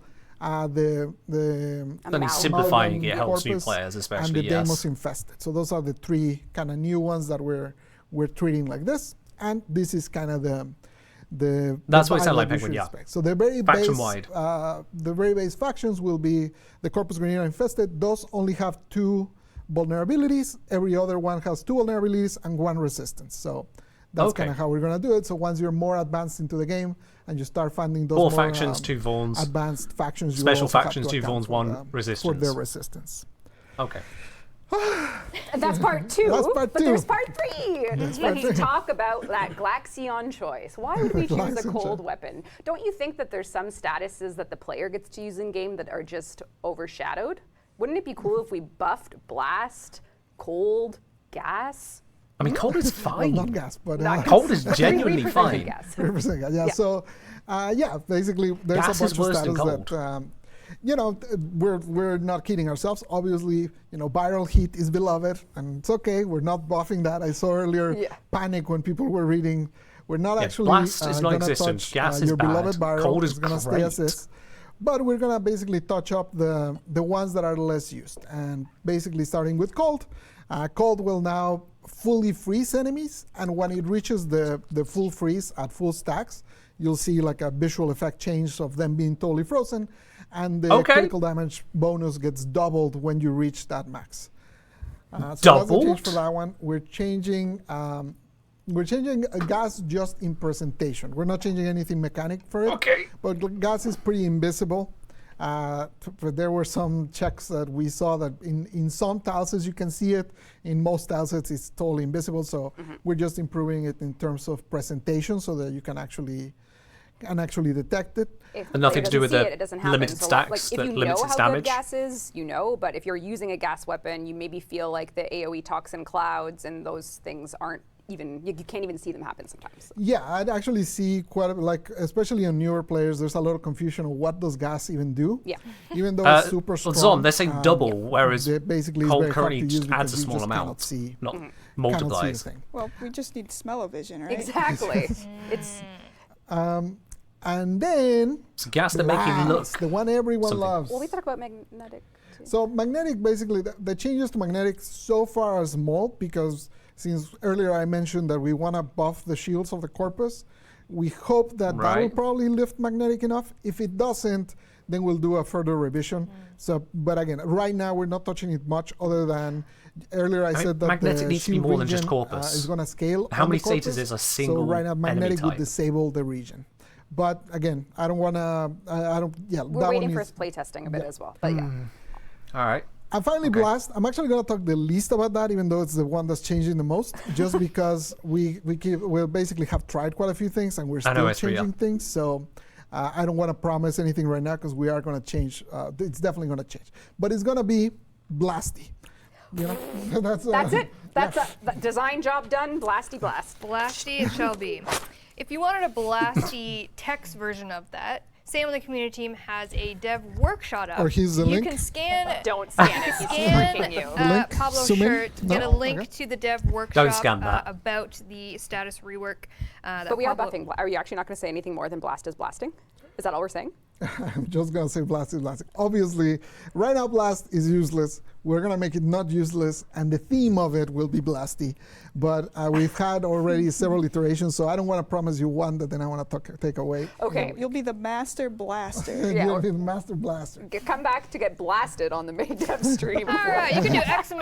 workshop in the Twitch chat if you would like a link to this status rework workshop. We, kind of like you said, we refrain could someone get that link into this chat, numbers, please? I'll open it onto a new tab. We're still playing with it. It's still very much. We can have a look at that briefly between this and the Warframe. Thank you. Get the workshop version That of is that perfect. live on the I will have that right open and now. ready. Thank you, Sam and Splendid. team. And we're telling you this now because Thank you, from this Warframe. dev stream to the May dev stream to Jade Shadows, we intend to release it in Jade Shadows. So that is the timeline for everything, and we hope you look forward to it. Yeah. All right, cool. Let's do a recap of everything we've learned today. Oh no, okay. May 15th, we have a little interim update. We've got Nightwave. This current one is going to end, and the new one will start on the exact same day of May 15th, so mark your calendars. New Tenogen is coming in this update, and 2 new adversary weapons, Akuva Sobek and Tenet Glaxion, will be coming on May 15th. And then Jade Shadows coming in June this year. I don't have to go through all of this, but this is a good chunk of what's coming in Jade Shadows. In the main dev stream, we're going to show you a lot more. We're going to show you Jade's abilities. We're going to show you some gameplay in terms of Hey, welcome on in. game mode. Yep. Thanks, so stay tuned for the main dev I'm glad you stream enjoyed on the some content. more Jade Shadows information. And then the very juicy amount of quality of life. I'm learning to put the text on the other side moving forward. Twitch do me bad. Sorry, Rue was stressing over there. Sorry, chat. Do my best to be, what is that? Right aligned. Right aligned. Right justified. Right justified. Right justified. There you go. All of this quality of life and more. We talked about more that isn't on this list will be coming in Jade Shadows, including that enemy scaling and status effects rework that you can check out in the forums right now. We made it to the end of the stream, my friends. We did it. Hey. I didn't even have to pull out my Bloodborne topping points for the weapons. Yeah, well, you could while we do run our third platinum. Can't have multiple streams at the drop. Yeah, multiple something. streams. Twitch starts getting buggy, basically. Yeah. On PC. I'm almost there.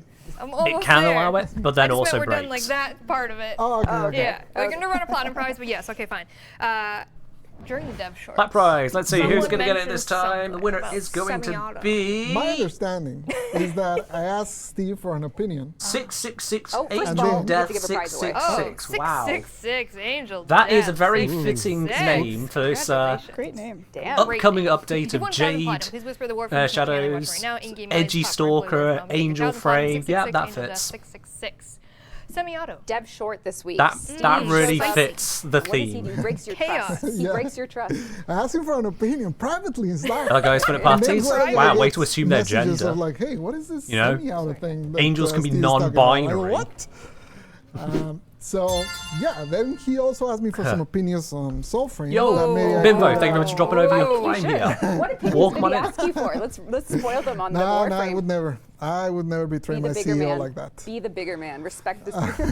Just All right. sign a contract. Yeah, you got Moment. a lot of contract. This is a CEO betrayal I'll contract. pass on that. But yeah, the semi-auto basically, we were looking obviously last time we did auto melee, Sorry, which was Ladybug? kind of in the same vein as this. So what we are doing is this time we are going to try it as a setting because we feel like in this one, unlike melee, there is a little bit more where you can accidentally waste ammo. So because of that, we are going to make it as a setting. So it's your choice, and essentially it will be you can now press the button and just hold it, and it will just shoot. But All right. are we doing something else too? Yeah. Okay. Okay. Sorry, I thought you were done. No. So yeah, we're doing that. So for a long time, I'll be totally honest, I was the one that resisted this change because I feel like it really kills like the fiction of some of the weapons. You know, particularly like a sniper rifle just going like toon toon toon toon toon. It just doesn't feel like a sniper rifle. But I also recognize that the reality in the ground is that you guys will put it on your mouse wheel and it just goes boom, boom, boom, boom, boom. If it can fire that fast, it can what we're fire gonna that do, fast. besides the setting, is that now you can we're gonna release a mod just for semi-auto weapons that disables the ability to change the fire rate, but gives you a bunch of damage and punch through in exchange.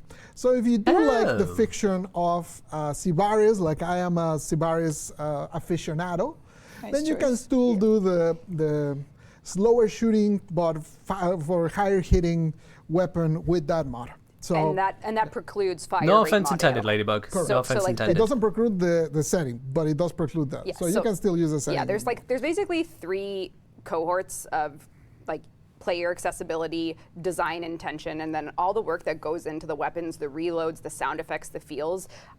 We don't want to throw out the personality of those weapons. We recognize that we certainly have to do our duty to make weapons accessible with those settings. And then that mod, I think, is really the linchpin between these two worlds, where you can play them with the fire rate, you can keep the setting on, but they're going to be slow, they're going to be punchy, but they're going to do more damage. So I'm very, very excited. And is this coming with Red Shadows? Yep.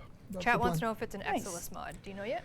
No, it's a very high damage mod with like It's a damage mod, it's not gonna be very very excellent. high damage mod with a lot of punch through. Essentially, if you think of your build, it probably would replace your shred. Yep. Right, because your shred right now is giving you punch through and fire rate. Now fire rate won't Makes work, so sense. it's probably replacing that with a very chunky buff. Yeah. All right. And you could still use the setting, like you said. Like that's not. Yeah, the setting is independent. That's the Venn diagram. That's cool too. All right. 2 other things to talk about that you mentioned on the dev shorts. Anaros rework. Your thoughts on... Oh, people were happy with it. People want to know Pablo's thoughts. Are you happy My with thoughts? people's thoughts on your thoughts? About your yes. thoughts Like on the people Anaros think about rework. it. Do you like it? Yeah, I'm happy with the thoughts. I haven't. I haven't thought of any I haven't thoughts. thought about it anymore. His thoughts are thoughts. Yeah, I'm gonna be honest. That's as soon as it shipped, I what moved else on to did we something talk else. about? You wanted to talk about line of sight. I did. You did. You mentioned it on the dev So we'll shorts. that you would see talk about fire line from the of sight. crypt I don't know, mods. but today, Good question, Tommy Tom. some We'll have to more see. changes Code when change. you- We'll have to Yeah, see yeah. on how that Yeah. mod works. Basically, Yeah. there's some extra line of sight changes that we have different types of updates. There's updates that have to go through certification process through all the consoles. Those we do more rarely because they take a longer time. They take a lot of setup and stuff. So Right. some of the changes for line of sight required one of those updates, and a lot of those changes have started to go in. So those will come out with Jade Shadows. That's why those didn't come with the other ones because they need code. Yeah, and the code has been integrated as of today. I saw the first, well, not first, a very, very key part of that line of sight improvement is, and I think Steve explained a little bit about it on the dev short with how we do it. So yeah, that's just to acknowledge that we are making it better and more reliable. I mean, that's good. That's good. We've done all of our debts. We're debtless. Okay. I don't know about that. I'm down 2 bronze ingots. That's all right. You have the ingots. But someone wants... up 2 ingots. Yeah, damn it. Kaz is rich. Someone wants Gauss Prime Access. So let's run a Gauss Prime Access giveaway before... This is our last Gauss Prime Access. I know. Let's see who gets this.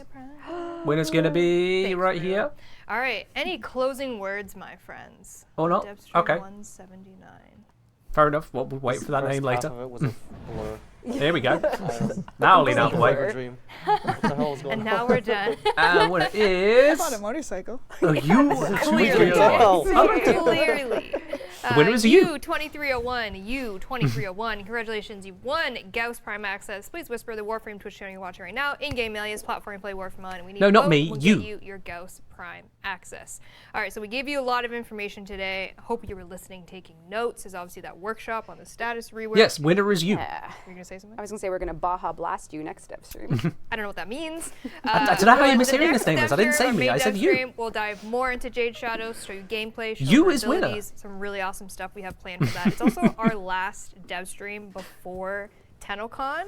We're not going to be streaming in June, or we won't have a dev stream in June because TennoCon is pretty soon in July. We need the time to do. That's valid, honestly, that's valid. It's a big event. We gotta cook. We're cooking some things. So the next dev stream will be the last one before TennoCon. So we're gonna make it a Jade Shadow special, as well as maybe give you a little bit more of what could be seen at TennoCon. I don't know. I don't know. Are we? Well, maybe. Pavel, thanks for being here. No problem. Rev, thanks for being here. Thank you for watching, everyone. We hope you enjoyed the stream today, and thanks for organizing it, Meg. Stug, thanks for being. Kaz, thanks for being here. You're welcome. Thank you. Are you going to let me come on the motorcycle? You'll have to sign a waiver. Oh God. Not that waiver. Nikita. Out comes the paper again. This is completely voluntary. There's no gun being pointed at me right now. Correct. Correct. All right, chat. Have a wonderful night. We will see you later. Bye. Peace and love. Bye-bye. Peace and love. Ta-ra.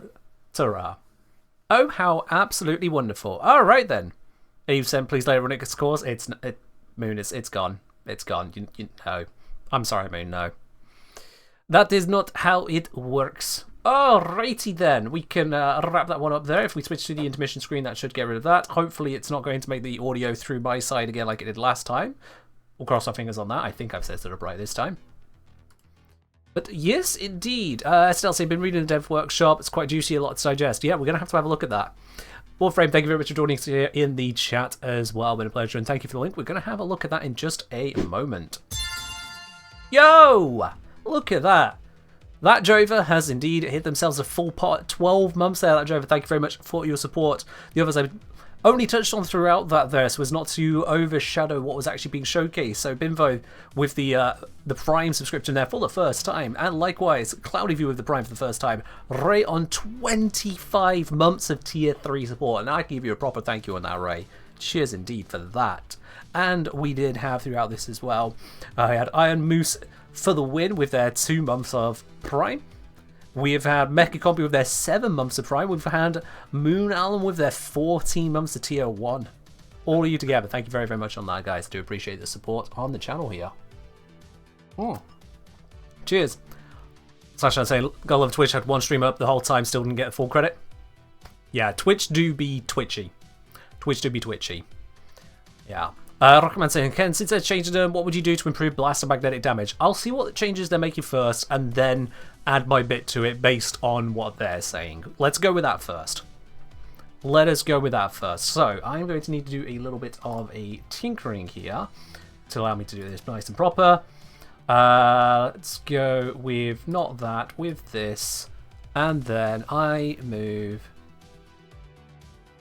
Let me see here. If I move this around like this, that should do the trick.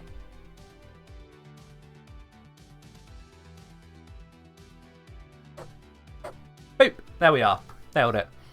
Nailed it. We'll get to these other 2 tabs in a moment. Right now, we can start with where we are at here indeed. We can say where we are here. Maybe a silly question, but how do we access the support channel on the Discord? So you need to literally, first of all, join Discord. Connect up your Twitch and Discord accounts. The information on that is in the welcome channel on my Discord. So !Discord for the link. Follow the steps on the welcome channel, and then you should see the supporter tea lounge. If you do not see it, at the very top of the Discord, in fact I can show you right here. Let me show you how it's done. At the very top of the Discord, this should be up on the screen now. Yes, it is. So welcome channel has the steps on connecting your account. It's right here. It's literally one step, one single step. If you don't see all of the channels, then you want to right click and show all channels. And that will make all the channels you should be able to see available to see. Simple as that. But yes. Join the Discord, link your accounts, show all channels. Job done. It's really that simple.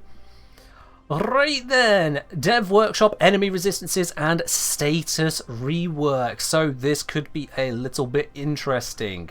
Let's have a look at what we've got here. Howdy Tenno, as we continue our pursuit of quality of life changes, we believe the time has come to revisit how we handle enemy health types, resistances, and weaknesses, and a few status effects. It was a dev stream tonight. Good to know. Welcome on in. Welcome on in. Let's get into it. Please keep in mind that much of this is a concept and prone to further changes as we near the Jade Shadow update. Understandable. Did my light just flicker? No electricity problems today, please. Please. Don't need to get that looked at. Anyway, right now your enemies in Warframe boast 13 unique health types. In addition, players can explore 13 damage types and statuses, achieved largely through mods or intrinsic to your weapon. Each health type is resistant to a few, weak to another few. This is how it kind of all breaks down, which is kind of wild. Kind of wild. Stalkers after me? Yeah, basically. That's what it's going to be. Not the lights again? I know, it's damn annoying. I do have extra light bulbs if it pops, but also they shouldn't pop this quick. Like, they shouldn't pop often enough that it's a thing on stream, so we'll see. Could just be a thing.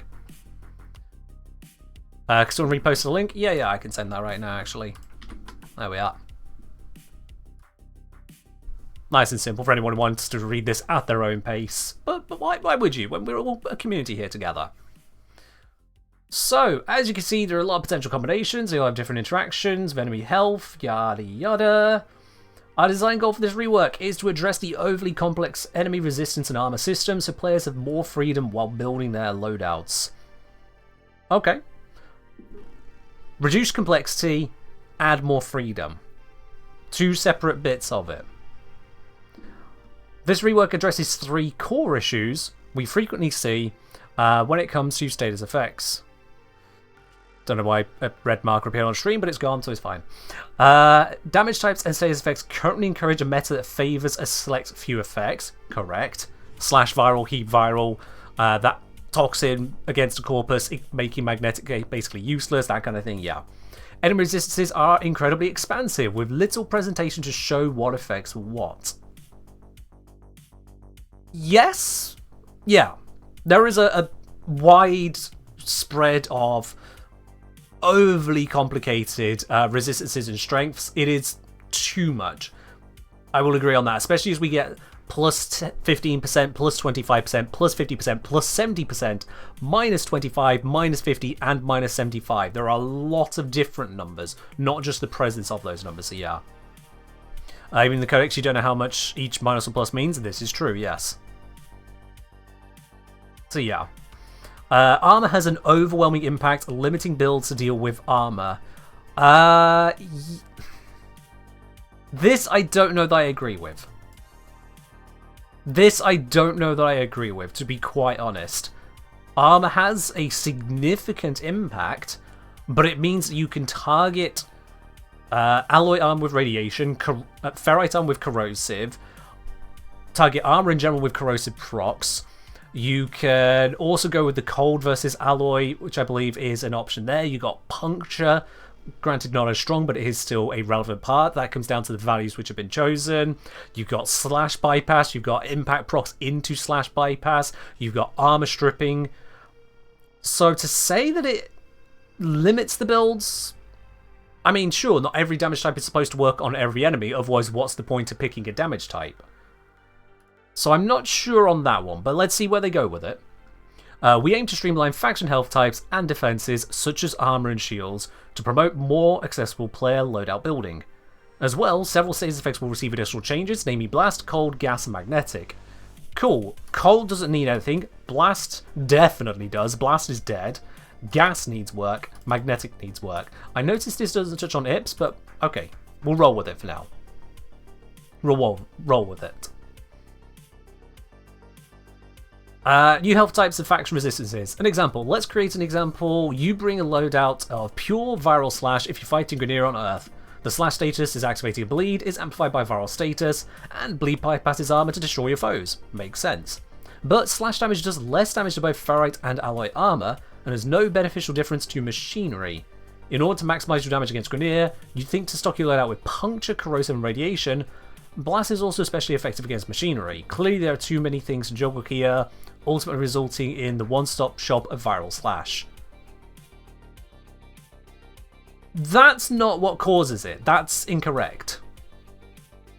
No. Sorry. I don't like this example. I'm going to grab this right here. You've missed the drops. Yes, you've missed the drops. So, they say the example of you bringing viral slash. The reason for bringing viral slash is the slash activates bleed, amplified by viral, bypasses the armor. That's the reason for bringing it. But slash damage does less damage to both ferrite and alloy armor is irrelevant. In order to maximize damage against Grineer, you'd think to stock your loadout with puncture, corrosive, radiation. In order to do maximum direct damage, you can look to those options, yes. Blast is also especially effective against machinery, which is almost non-present in the Grineer. So that's not really a point. That's part of why Blast is so irrelevant, is because machinery is irrelevant. So that's a point. Unless Slash isn't going to bypass anymore, but they didn't say that here, but we'll get to that if that comes up. That's the kind of thing you lead with, because their scenario is given is incorrect. They're saying, clearly there are far too many things to juggle here, ultimately resulting in the one-stop shop of viral slash. No, the one-stop shop of viral slash is because Slash bypasses the armor while still being a DOT that works on any health type needed, and viral enhances that in the situation where it matters in almost every case. So I don't like this example being used as a reason it's too complicated. It is too complicated, I agree. But that's not why people use viral slash. They use viral slash because it works. That's why we use it. So that's not a particularly great stop right there. Like, say for example, if I went into fighting a Grineer right now, I could go for a corrosive and radiation setup. It would, unless I have a really strong weapon, be less effective than a viral slash setup in a lot of cases. That's why slash is so lauded. It's got 35% multiplier rather than 50% of, say, heat, electric, toxin, and gas, versus the base damage, that is. But it's the sheer armor bypass that it grants. Anyway, moving on from that, just saying I don't like that example. I feel like that misconstrues the whole situation. But we'll get on to that. So let's simplify the system. Health, armor, shields. All flesh type becomes health, or alloy ferrite just becomes armor. Does this also include the infested armor? And the difference between proto shields folds into shields. Okay, just scrolling up to here at the moment. So there is infested sinew, which I think, yeah, these armor type. So I'm going to guess ferrite armor is rolling in. Machinery is becoming a health type. These two are becoming an armor type, just armor. I think that's actually the entirety of it. Yeah, the infested have multiple flesh types. Because there is infested, infested flesh, and fossilized, which, by the way, try explaining to someone that there is an infested flesh type, and then an infested flesh type. So I can understand simplifying that, because that is just daft. So I infested wheat to viral before they resisted it. That's, we will see what they've done with it. Because they're changing them, we'll see what they've made the weaknesses and strengths. Because they are changing it, we can't make that assumption yet. Instead of 13 enemy health types juggle, we can work with 3 to better develop faction resistances and weaknesses and create a more approachable system. So resistances then become more about the faction. That's the difference. There it is. We then recommend appropriate per faction resistances, which will then universally affect that specific enemy group. As such, the star chart will now show recommended faction resistances per planet. Aligned with the present faction, there will be listed weaknesses and resistances to communicate the recommended options for damage against any specific faction or location. Okay, yeah. Specific ones, as we saw on the Devstream. Gonna predict a consequence of this. That would mean that against the Corpus, Magnetic will be better against their health, rather than currently.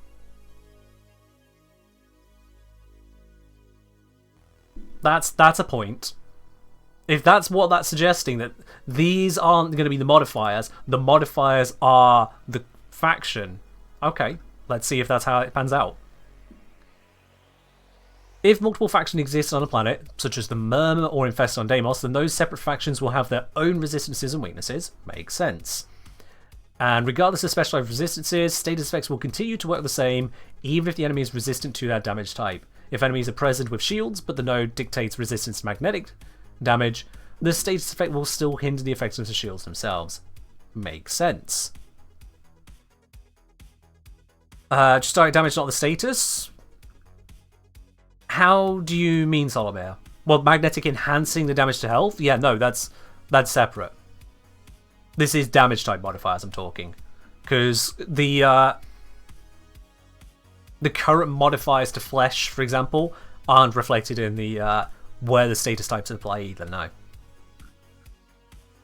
They are independent in that regard. Okay, what did I get to? Yeah.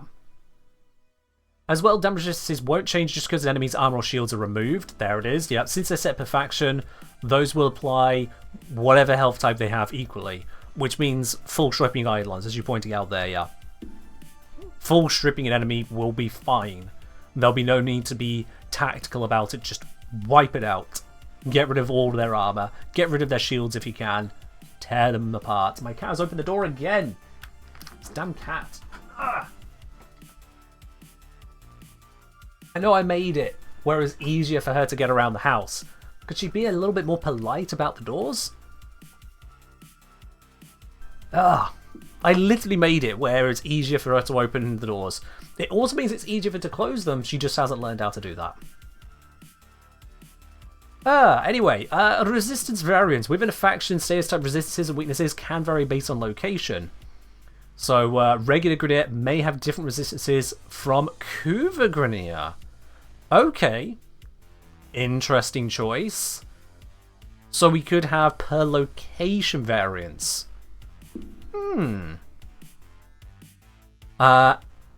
Example resumed. For demonstrative purposes, let's say the Grineer on Earth are weak to corrosive and heat. You bring corrosive heat, do increase damage. Done. Then your chosen status effects will continue to work independently as expected, so you may swap corrosive for viral and bring viral via secondary. Okay. Viral second status effect will then affect your weapon with corrosive or heat massively to all present foes. Got it. Now, instead of having your status be effective against a few enemies and neutral to many others, your chosen damage type will become more universally effective while being able to lean into your tried and true status effects. Okay. With this, status juggling between 13 unseen health defensive types has been reduced to an extent, yes. Enabling you to build easy for faction through 2 statuses and your own preferred play style. 2 damage types. You build for a faction through 2 damage types. Let's be clear on this. Even if you capitalize it, the resistances are damage types. An enemy can be weak to corrosive and have no armor, if that's how it ended up being set up at some point. That doesn't make the corrosive status any more valuable. Typo? It's an important, different word. When they're talking about a status versus damage, that's a very important word. Anyway, we know what the point should be there. New armor adjustments. Armor is king, most applicable on Grineer. Yep, we are aware of this. I've done the graphs. I made the video how long ago did I make it? Years ago. as to enemy level scaling and how much that affects their tank. So a non-steel path heavy gunner, non-steel path, at level 200 has this many hit points, and they have 10,815 ferrite armor. Interesting. They say these numbers, but then moving on. Creating a 97% damage reduction, ultimately leading to this many effective hit points. Yep, damage reduction is strong. It's no secret Grineer armor scales at HP often crazy numbers, making armor strip that much more important. Without the armor strip, players rely on viral slash and heat to work around this, as corrosive struggles to reduce damage reduction to a level that feels useful to players. Yeah. So, just on that point, I did make the video, has viral killed corrosive? And more often than not, that comes down to, well, do you have enough corrosive to direct damage them? If not, you're relying on slash. Viral helps a slash, corrosive doesn't. So that's kind of why that existed. Having a damage type that bypasses the armor better than the damage type that bypasses the armor kind of makes it where that one's going to win, yeah. And then viral is just redonkulously strong. Yo! Yo, okay, that is a big-ass raid there from Nightmare Frame. Welcome on in, everyone who's just coming over there. I'm seeing a lot of people saying, I don't get it. Well, if you're on about the bronze ingots, I don't get it either. What does anyone know what the bronze ingots was about? Because I literally have no idea. Literally no idea on that one. But welcome on in, everyone. Hope you're doing well. We are going through the dev workshop at the moment. I'm tearing it to pieces wherever I can because, sure, why not? Once I've torn it to pieces, anything that's left standing is clearly amazing, and the rest of it we discuss.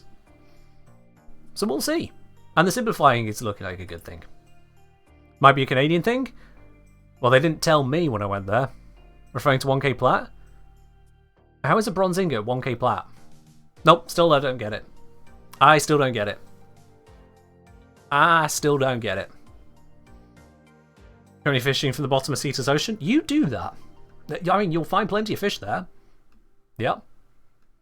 Right then, to address the issue of armor being redonkulous, they're doing the following. Enemy armor will cap out at a certain percentage to give corrosive armor reducing stacks more of an active impact. Will it? I'll run the numbers on that to see if that's true. The armor scaling curve will aim to be a bit more spread out, as opposed to being bottom heavy. Partial strip from the top end will allow for more consistent damage gains, as opposed to needing to have total armor strip. We'll see what they mean by that. Solomon's question, does that heavy gunner still have more HP than equivalent corpus unit after 10 corrosive? We can have a look into that as well. We can have a look into that. That's a bit more niche, but I see where you're going with it. Kaz likes to cast things out of bronze like those spiky rings Rep had at the Game Awards. Oh, okay. Okay. They joked about forging the Stug signature. Just took the other way and interpreted forge, ran with it. Alright. I'm not following it all, but fair enough. It's big all-in joke, so sure. Very good. We're not yet through the entire dev workshop, so I'll see where it's all going before we draw the final conclusions, aside from having to go an earlier example that was, in my opinion, wrong. Let's see, what else? Have a minimum threshold of any enemy armor. No armor accessing enemy will have below a certain minimum. Armor shouldn't feel unimpactful. So, butchers. I feel like that is a swing at butchers right there. And then health scaling of Grineer enemies will be realigned, to an extent, to help compensate for the loss in damage reduction and try and maintain a similar time to kill feeling. Curious, okay. Because if you bring up the health and reduce the armor, anything that relied on removing the armor is now going to be worse, just straight up. So we'll see. This should reduce the feeling for necessary total armor strip while making partial armor strip more impactful. Again, I'll run the numbers to see if that's correct. Reading this so far and the way that Pablo referred to these numbers going, look, the armor's only come down 10%. It's like, no, it hasn't. No, it hasn't. So we'll see what that actually means. Just to be clear, anyone who's wondering what I mean by the armor hasn't come down by 10%, here, it doesn't matter what the armor value is or the armor damage reduction. What matters is the damage the enemy takes. Because armor isn't what keeps an enemy alive, it's hit points. If your hit points hit 0, you die. He meant the damage reduction? I know what he was saying, but it is wrong for every practical purpose. Or at least is looking at the wrong thing.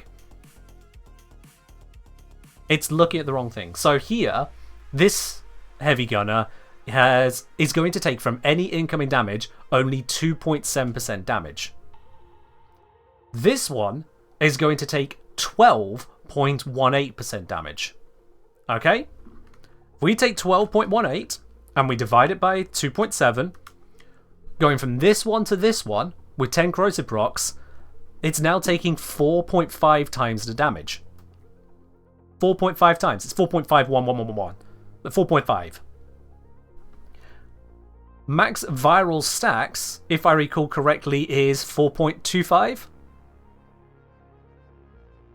So this example here is showing max corrosive stacks being more impactful than max viral stacks. Which is why I say when he chose of all the examples, this one here to say, oh, look, corrosive's not really doing a lot. Well, actually it is. You want the link again? Yeah, sure. I'm just going to pin this link. As soon as Twitch moves out of the way. Unable to pin. Twitch, stop lying to me. Unable to pin. Zom, if you're here, can you pin that, please? I don't know why Twitch is like, oh, you can't pin this.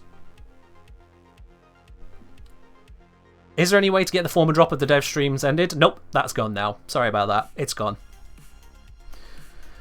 So yeah, this is an interesting way that they've represented it. And then, have they said the armor changes? No, wait, hang on. Don't tell me that's the end of the armor section entirely. So, to address this issue, we aim to do the following. Enemy armor will cap out at some percentage. Armor scaling curve will be spread out. Minimum threshold of enemy armor. Health scaling of grenadiers is going to be adjusted. Numbers given 0. Right, okay. Then we're going to have to speculate. We're going to have to speculate on this. So, they talk about making it where partial armor strip is more impactful. Let's take these values here and let's divide them by 10. Let's bring the armor down by a factor of 10. Crazy suggestion, but let's see what happens with those here. Let's compare and contrast, shall we? We get a notepad up on screen here. Good old notepad. That is coming up proper, isn't it? Is it? It is. Excellent. So, current values as shown on the picture. We have armor of 10,815 for a DR of 97.3%. Damage taken, which I'm going to make a DT, of 2.7%. 10 procs corrosive, which is a 80% armor removal. We get armor, how did that L get there? Armor 2163, DR 87.82%, a DT therefore of 12.18%. That's what they're showing at the moment. Remove 90% of all armor values. Hope this lasts longer than the ad. It probably will do, Seth. Also, you can subscribe. Welcome on in. Does this mean radiation will be less effective when paired with corrosive? That's such a broad question, especially with the changes to how elements are going to matter in terms of weaknesses, that I don't have an answer for you right now, sorry. We're sticking on the armor for this particular thought experiment. So with this one, we'd go from 108, I'm going to round it up to 2, armor. Miralabe, thank you very much for giving the sub over to Seth Wildcard. Seth Wildcard, there you go. You don't have to worry about the ads on this stream for a whole month now. You're very welcome on that. Make sure you thank Miralabe for that. Miralabe, you're a legend. Cheers. Oh. Thank you on that. So, 108 to armor, which gives a damage reduction. I don't have their fancy picture to have me this, so I'll just go 1082 divided by 1382, because that's how it works. 78.29%. which means the DT on that would be 1 minus that, 21.71%. And then with your 10 proc corrosive, yada yada, I'm just not going to write it out, can't be bothered. The armor would come down to 216, which would be a damage reduction of 41.86%. And this is assuming they keep the same calculations. One would expect they would, but we will see. Mr. Engineer, which your football club from league or non-league? I don't watch or engage with football at all. I just don't. And then obviously with a damage reduction of this, that means the damage taken is 58.14%. Okay. So with this then, in the old system, by doing the 10 corrosive procs, the damage taken increases to 12.18%, up from the 2.7%, which equals an increase, and you probably can see where this is going already, increase of 4.51 times. If you were to have a tenth of the armor value and apply the same corrosive procs, then what you would get is a final value of 58.14% divided by the old value of 21.71%, which is a 2.68 times bonus. Didn't they say they're not keeping the same armor formula? So we're going to have to see what they actually mean by that. Because if they're changing the entire armor value, how much armor actually gives, that's, again, wild to say, hey, we're looking at changing things, we have no numbers. That'd be wild to see exactly what they're doing. The curve is changing. Which curve? There is the curve for armor based on level, which they're capping, and they may be changing exactly how that curve works. But we don't have the information. They've not given anything outside of that. But this is currently why the whole partial strip at high armor levels matters so little. It doesn't. It actually becomes more important for the same partial strip. That same 80% armor removal gets stronger at high levels, not weaker. Yes, the value difference here, we've only increased by about 10% versus 37%. But the actual effect is much, much, much stronger. Also, Massive Legend, thank you very much for resubscribing with your Prime there, up onto 9 months. You are indeed a massive legend. Thank you very much for that. Oh. Thank you indeed. Dawo is saying they wanted to even out armor instead of loading 50% on the first 300. So we need to see what they actually mean by that and what direction they're going. The armor equation, the 300 armor is 50% damage reduction, 600 is 900 is 75%, and so on. That's been in Warframe for a very, very, very, very long time. So I don't see anything in here that says they are going to be completely overhauling that, other than player armor is to be untouched. I mean, are we going to end up with an armor system where enemies' armor and player armor use two different equations? In the update where we're trying to make it simpler for new players? That's kind of wild. Is that what everyone here is suggesting would be a good thing? Because if they change how this works on enemies but not on us, then we'd have an entirely different equation for the same armor. Lisa, that's what you'd immediately go to from what Pablo said? Yeah, no, so I wouldn't trust that directly. D have a tendency to say one thing and mean another thing. I have made videos based on what they've said in dev streams only for them to turn around and say, oh wait, we didn't mean that. A lot of people call me an idiot for trusting them at exactly their word. So I'm going to warn you now, the Reddit commenters would love to call you an idiot for trusting D at their word. On the same note of trusting D at their word, it says here, along the lines of, with this, status juggling, blah, blah, blah, blah, blah, enabling you to easily build for a faction through two statuses when they're amplifying two damage types, not two statuses. So again, we can't take them exactly at their word. there are going to be some inaccuracies on that detail. Which is why I'm questioning where we're all at. You have to kind of tease apart the intentions and then find where the numbers match to that, and if they match to that. Also, Swizzle McCrizzle, thank you very much for the 5 gifted subs to the community there. Going out to Terranalian? Yeah, Terranalian. To Aladat Witch. To Metwasa. To Eyes. To Victor Profundus. Swizzle, thank you very, very much on that. Oh. Cheers indeed. Appreciate it. As I'll say, I don't think player and enemy armor being that different is that wild. It's not a problem in and of itself, except for the bit where it's just a number. If you have a armor number of 300, and then go, oh yeah, but it doesn't mean 300 like your 300. Their 300 is not your 300. Okay, so there's a different armor equation where armor 300 doesn't mean armor 300. That would be the problem.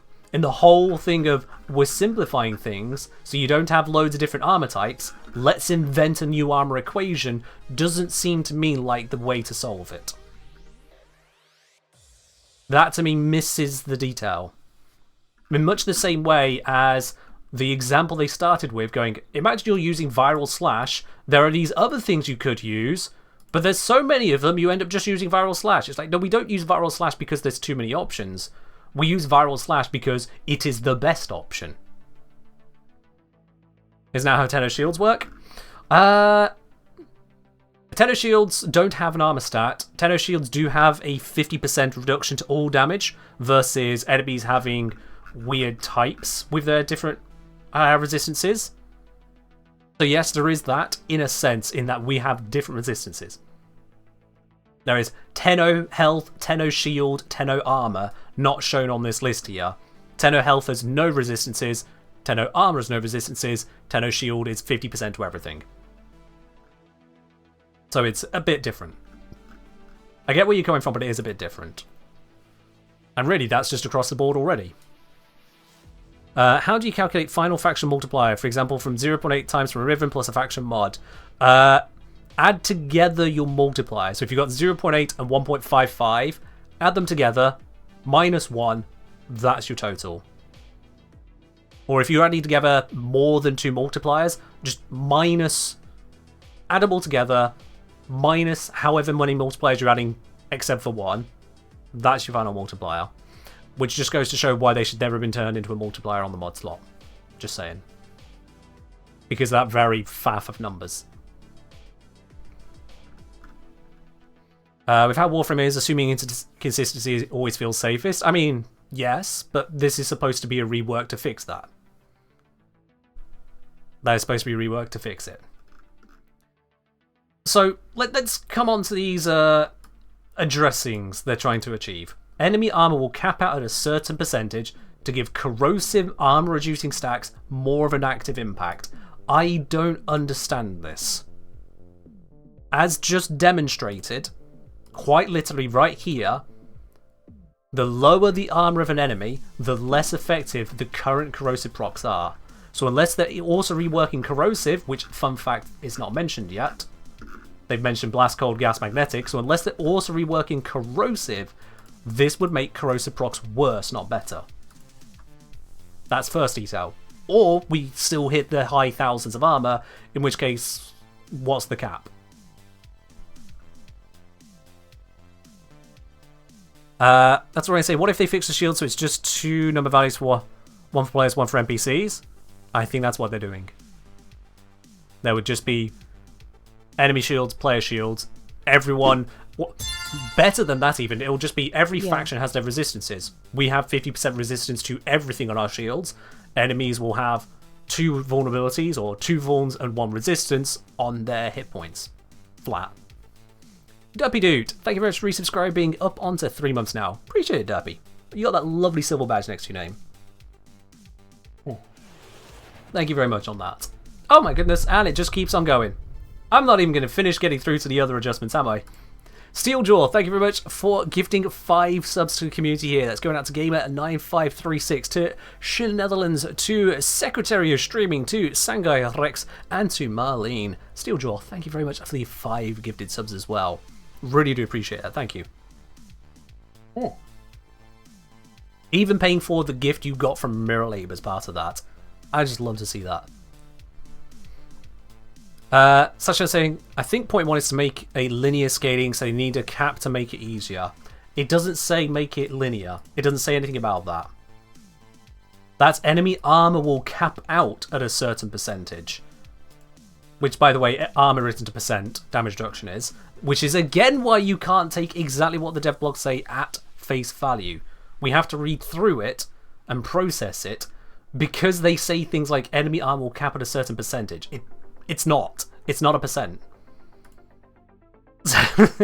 You have to really tease out the pieces to see what's actually being done.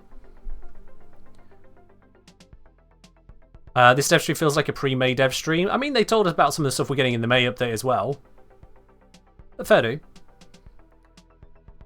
Second, the armor scaling curve will aim to be a bit more spread out as opposed to being bottom heavy. Partial strip from the top end will allow for more consistent damage gains as opposed to needing to have a total armor strip. So, this is a bit of an odd one. This is a bit of an odd one. And I get it to an extent. Numerically, if you have a drop of armor of only 10%, or you've taken off 8,000 armor and you still have so much left, it feels like it's not got a lot of places, right? You go, oh, they've still got 87.82% damage resistance, it's done basically nothing. Sure, if you look at the numbers that way. Again, I bring us back to this very same notepad. That increased the damage 4.5 times over. Again, gotta stress that. Pablo mentioned about the first 300 armor gives you 50% resistance. To get the other 50%, you need infinite armor. But it's not about how much resistance you got, it's about how much damage you are taking. Another 600 armor, and you halve the damage you're taking again. To then go to the next step up, that is, I think another... I want to say 1200 armor? So 300, 900, 2100? I am correct, yeah. So you need twice the amount of extra armor for the same extra resistance again, which makes sense. Because otherwise, if you had a straight line, 300 is 50%, 600 armor is 100% damage reduction. No, that doesn't make sense. That's nothing to do with what armor as it exists in the game at all. That'd be really confusing. So, I'm not quite sure what angle Pablo was mentioning there. I'm really not sure. President saying, then it's safe to say the following: the enemy armor will cap out a certain percentage means, in the EHP calculation, we're intending to reduce the base armor value to increase the effectiveness of corrosive stacks. I'm not sure I know what you mean by that, because that's suggesting they'll change armor entirely rather than capping the value it gets to. Which, if you cap the value armor can reach, say if it stopped at 5,000, then you would cap the percentage of damage reduction it could grant, which would make sense for this kind of sentence, but it's not what they said. Or at least not what they wrote. You see the issue there. That's what they said they were doing? So they've said multiple things. That's... I'm repeating myself here to try and repeat this one singular detail. What they said on the stream doesn't all add up. And that is where my concerns are coming from. That is where my concerns are coming from. Estelle saying, maybe they're talking about the difference between 80% armor reduction being a 4.5 times bonus and 100% damage reduction being a 43 times bonus. So that does make sense, yes. That does make sense on the whole. The first corrosive proc doesn't do that much. And that, yes. But that would mean reworking corrosive, which they didn't state here. It's like, hang on. If you're going to rework how corrosive works, you've got to say that. They did say this entire thing is work in progress anyway, so the details can change. True. Does that mean I shouldn't talk about it? I don't understand your point, Samu. Do you look at something going work in progress and go, alright, cool, I'll just not think about that? I'm not sure what your point is if you don't mean that. And Miss Q wanted to be timed out for 2035. Alright. Bye-byes. They requested to be timed out. Okay, well, let's move on from the armor stuff because there's a lot of questions all in this. Minimum threshold makes sense, or it's a thing. Health scaling to account for the armor changing is a thing. These two, I'm really curious as to what D's cooking. I'm really curious. New shield adjustments. The Grineer are tankier by design, right? But the Corpus try to make the difference through their shields. Do they, or do they make their difference through their utility, like having the Scrambus and the Nullifiers and the Bursers? If something is tankier, you don't counterbalance it by making the other side tankier. So, okay, let's see where they're going. Let's see where they're going. Cheers, lifers. However, Corpus effective hit points. Look, I'm not going to say it because I'll just come across as an arsehole, so I'm going to move on. Corpus effective hit points is significantly lower, making them often trivial to deal with. Our goal is to reduce discrepancy between Grineer and Corpus time to kill through their shields by making Corpus shields a bit more challenging and interesting to fight. Here, our goal is to provide some scaling factors to shield regeneration delay, designed to create a more perceivable benefit of affecting status effects, particularly at a higher level, okay? No, Zamo wasn't. Such scaling factors may look like enemy shields have a shorter regeneration delay when depleted, enemy shields having a shorter regeneration delay when hit, enemy shields regenerating faster. Fun fact, I don't think enemy shields regen when depleted, do they? At least not in the majority of cases. If something gives them shields, like an Osprey, then they regenerate. But, maybe it's just a Simulacrum thing and I might be misremembering. I know in Simulacrum, if you crack the shields of an enemy, they never come back. They'll regenerate if you partially damage, but if you fully take off the shields of an enemy with normal weapons fire, they never start recharging. But that might just be a Simulacrum thing. They do. You know what? I'm not going to have they do, they don't, they do, they don't. I'm going to demonstrate. Didn't they say this was new behavior to be added to enemy shields? When someone says it has a short regeneration delay when depleted, that would imply that there is currently a regeneration delay when depleted. Do you understand? You can't make something shorter that doesn't exist.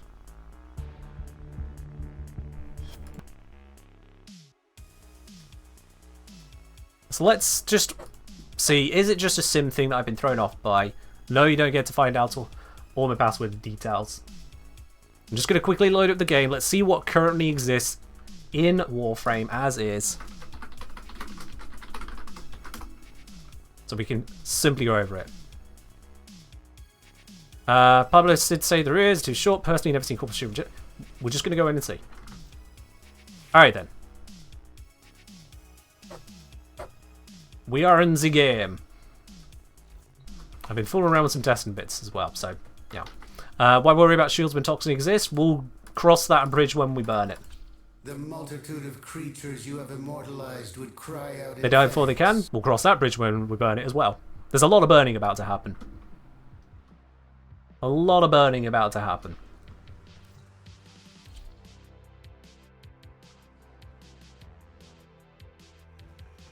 Okay, let's grab ourselves something like a tech. Tech should be nice, a simple one. Pause AI. I think I have an unmodded format at the moment, but I'm going to verify that. Should be, because I was doing a lot of testing with it earlier. Yep, cool. Alright. One Corpus tech. We see its shields, we see its health, and we see a little bit of damage, and then the shields recover pretty much straight away. So, partial damage, they're fine. I'm going to smack the helmet, make this a bit faster. Again, partial damage. We can see the shields then regenerate, even through the electro proc. So far, so good. Seal Path level 40? Yeah, deal with it. But now if I crack the shields, I'm going to go not break the helmet. Oh. Come on. Once we see the flesh, there it is. So we're on to flesh now. So now let's watch those shields regen that people have been talking about.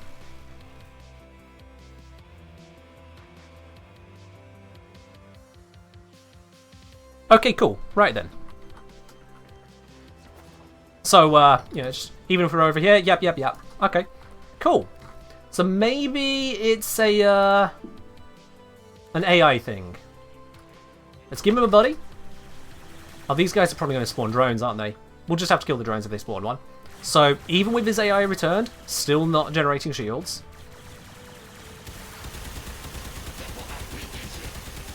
I crack your shields. There, we're into health. And,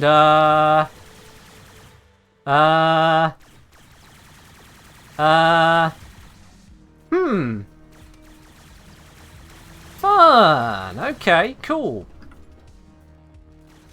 Best in mission? Guess we're gonna have to. Let's just, kill those guys so they don't make any more noise. But you can see my confusion. You can certainly see my confusion when they talk about enemy shields having a shorter regen when depleted, not just when hit, but when depleted, when that's the experience I've noticed. Well, let's leave this. Let's try a mission then. Imagine if this was a bug no one knew because no one gave these guys a chance to regen. Maybe. Who knows? Can't you notice the game better than devs? No, I don't. No, I don't. I just have a player perspective and solely a player perspective. Whereas they have a player and dev perspective and that colours your perspective of things. So I just have a different experience. That's all. Nothing else to it. Okay, so let's try a mission. Let's go to one of a similar level. Let's go to... where is it? The exterminate should be... There it is. Cool. My head is filled with, hey, I know exactly where Pluto Exterminate is on the map.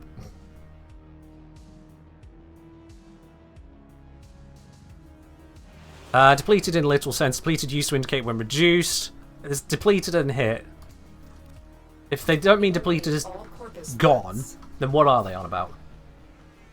Because that's why they use it for a lot of other stuff. Alright, you there! Gonna, with this unmodded foreman, take off your shields. There we are, we're on to health damage. Please don't die, please don't die, please don't die, please don't die, please don't die, please don't die. I'm Lavos, we're gonna die, aren't you? He survives! Okay, cool. Gonna wait for those shields now. Any second now. Any second. See? Shields! No, wait. That's my hit marker. Alright. Who's gonna go find these shields? Oops, I killed them. I have proven my point. Every single one of you that said they regen their shields, thank you for sticking around and observing science. I don't need to hear what you've got to say. I have proof that I was correct. Thank you very much. I could have been wrong. I'm happy to not be wrong this time. But now we all know for certain, no more he said, she said. We can just go and test these things. The shields regen only if they haven't taken health damage. You know what, Carmagen? You can go and test that. However, I still don't believe that's the case. Go and strip their shields of an Naira or something, or an ability that strips shields and just shields. See what happens. If you think it's that edge case that they'll get shields if they've lost their shields but not health damage, even 1 point, you go test that. Because that is ridiculous, quite frankly. If that's the case, do you need to rewrite that code as well? Maybe it's a really long delay, like 10 minutes? That is about the delay on some people processing what's going on, yeah. Don't most shield stripping abilities state it's permanent anyways? Some of them do, but some of them don't. So, choose the correct one. Choose the correct one. Only time we've seen shields regenerate is with a corpus shield drone. Yeah, that will regenerate even if they've hit 0. But that is not part of the regen delay.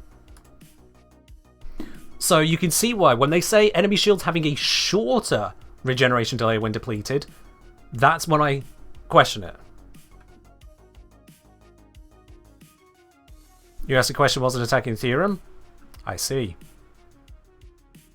Well, I mean, you observed that he didn't regen shields and then suggested, well, actually, maybe what about this case? Right. Right. Real moral of the story, ignore the shields and kill with toxin. Toxin still works, yeah. So, it's just, that's an odd one. That they mention that when it currently doesn't exist, is all. That's the weirdness of it. So here is our goal to provide some factors to shield regen and delay. Also, fun fact is how quick that delay was. The regeneration currently on partial shield strip, it was regenerated between electric procs. Those procs hit every second. How much faster do they want the shields to start regenerating, if not basically straight away?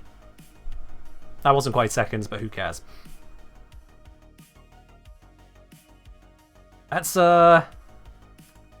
And then shields regenerating faster, that's just a power perk. The amount of shields you regen is just a power perk, which fair enough. I've seen the impact of that when screwing around with lower level weapons in high level missions, where I've gone, oh, yeah, I should probably mod this a bit harder. This is too low to test. Might be on direct damage? It might be. To that point, it might be on direct damage. I've not looked into it hard enough to verify. Being able to regen through DOTs is not something we can do. If enemies can do it, we can't. It's an odd one. But you might be right on that. That's not one I have carefully tested. So, that's the whole suggestion there, is having it where the shields will regenerate faster. That's what this all comes down to. To make the corpus stronger, their shields will regenerate faster. So if you just kill the enemy, if you, from start of firing to end of firing, they go from alive to dead, this will have no impact at all.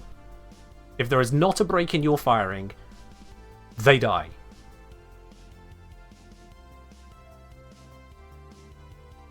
Okay.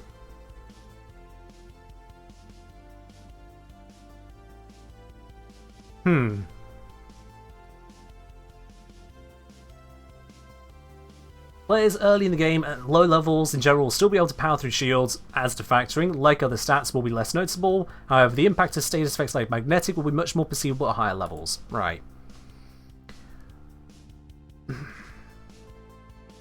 We'll go through the rest of this because they talk about magnetic down here. We'll go through the rest of this before I weigh in on magnetic. Enemy EHP scaling. Notably, enemies starting levels close to 100 will see faster rates in which they gain stats, health and shields. Enemies starting from levels close to 100. Oh! Wait. Hold up. What exactly do they mean by this? Because unfortunately, again, as proven, DE's ability to say one thing and mean another is unfortunate. Enemies starting from levels close to 100, so enemies from level 100, will see faster rates in which they gain stats above 100. I mean, just the phrasing of it is already weird. Now, this is important. Didn't they give level 75 as an example? I mean, that could be relevant to what is important. Quite some time ago, DE changed the hit point scaling to not do this. In fact, I'm going to get the wiki page. The wiki page is honestly incredibly well done on this from last I recall, and it is highly relevant right now. So let's have a look at this. Yep, perfect. This image right here. Wiki, I love you. Look at it. You can see it right here. Let's make this even bigger. There we go. You can see it right here. Sorry for the flashbang, whatever. Enemy levels cause the hit points to scale upwards on a curve, and you can see how aggressive that curve is getting.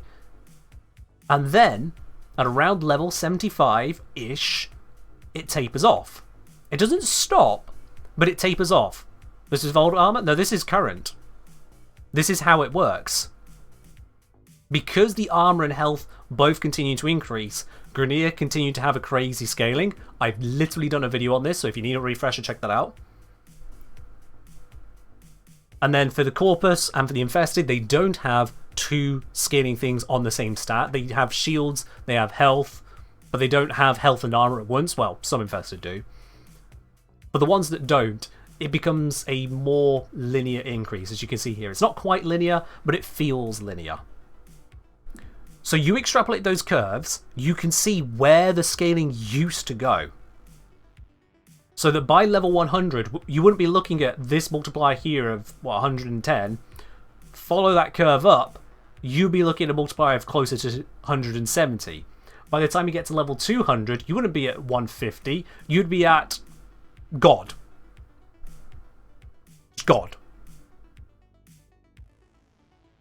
Helpless shields is not health times armor? Yes.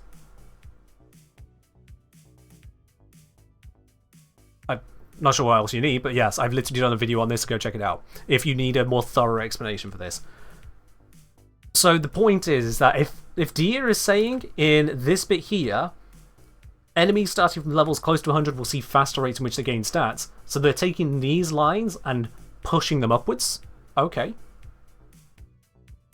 A curious choice, considering that they historically brought those down so that level scaling wasn't so dramatic. We'll see what comes of that. We'll see what that really means. It's just curious that that's kind of thrown in there with no further explanation. We can close those off now. Right then, status effect changes. With a slew of new resistance changes, armor adjustments and health changes, we wanted to revisit status effects that are generally less used in the community. Again, everything is prone to changes, as we did by Jade Shadows. The Blast is blasting, more to come. Okay. If Blast becomes, hey, everything is AoE, I'm going to be sorely disappointed. I'm just going to say that now. If they turn Blast into a, oh, you dealt damage to this guy, it's now an AoE, I'm going to be really disappointed. Because then everything is AoE. At that point, you just status prime blast, everything is AoE. We already have so much AoE and things being turned into AoE from targeted ones, like for example, Mark for Death, or with Collective Curse, or with melee, to crazy ones like Melee Influence, not even targeted, just the zoom, the area. I should check out Radiation Effect in Borderlands 3. Do I want to? Is this a positive thing, Nightmare? Is this a negative thing? If it's something similar to that? I don't know anything of Borderlands 3 to weigh in on that, unfortunately. But turning just damage into AoE, I would be against the Blast. Let's see what the others are, and then I'll go through what my suggestions would have been for these. But let's see what they are first. Cold. Our goal with Cold is to emphasize the effectiveness of the fantasy of slowing and freezing your enemies. Freezing is in the domain of freezing abilities, I'd have said, and slowing, we already have, what is it, 80% slow? 80%? How much more slow do you need? You can see in the video I recently did on farming Dante just how slow the Demolishers get from nothing but cold procs. They get so slow that their hitbox actually falls out of sync. I should probably report that bug. I haven't got around to that one yet. Seriously, for just a damage type, we have an 80% slow. That's a lot of slow. It's so much, in fact, that one of the most recent enemies introduced, the what do they call it? The Fragmented Suzerain or something or other? The Efervo boss. You know, the big major army guy. That boss has immunity to cold procs, because that's how powerful slowing is. Susan, yeah, Susan. Susan has immunity to cold procs, as well as viral. Is cold really in need of buffing if it's one of the two status types immune on a boss?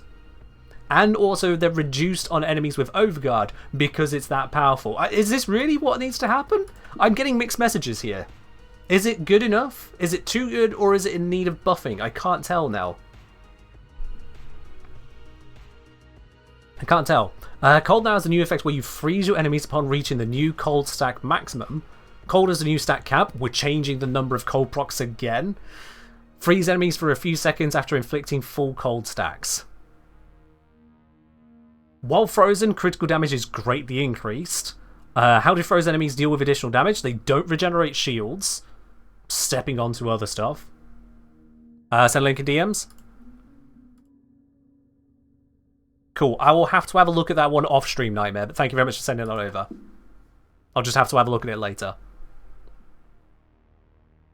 So don't regenerate shields. Weapons and warframes that deal cold will be updated to reflect this new behavior. I should hope so.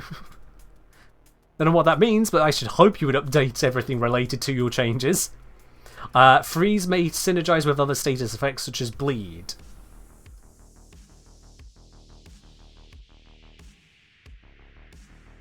Are you going to make it where the other status effects have their durations increase for the time of the freeze? Is that where they're going with this?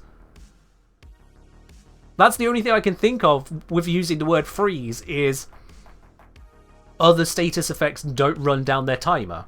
Kind of like a Zaku 4 moment. Maybe. And VIP enemies cannot be completely frozen. They'll also be immune to the frozen inflicted critical damage increase. Naturally. Oh, sorry. That's going back to communication training I had. Oh, come on. Don't do that. Don't do that. Don't do that. Anyway. Alright. So, cold has... We're changing the numbers of cold. Cold will also get lots of crit damage. Also, we're thinking of these other things that could happen. Question marks. VIP enemies will not be affected as much.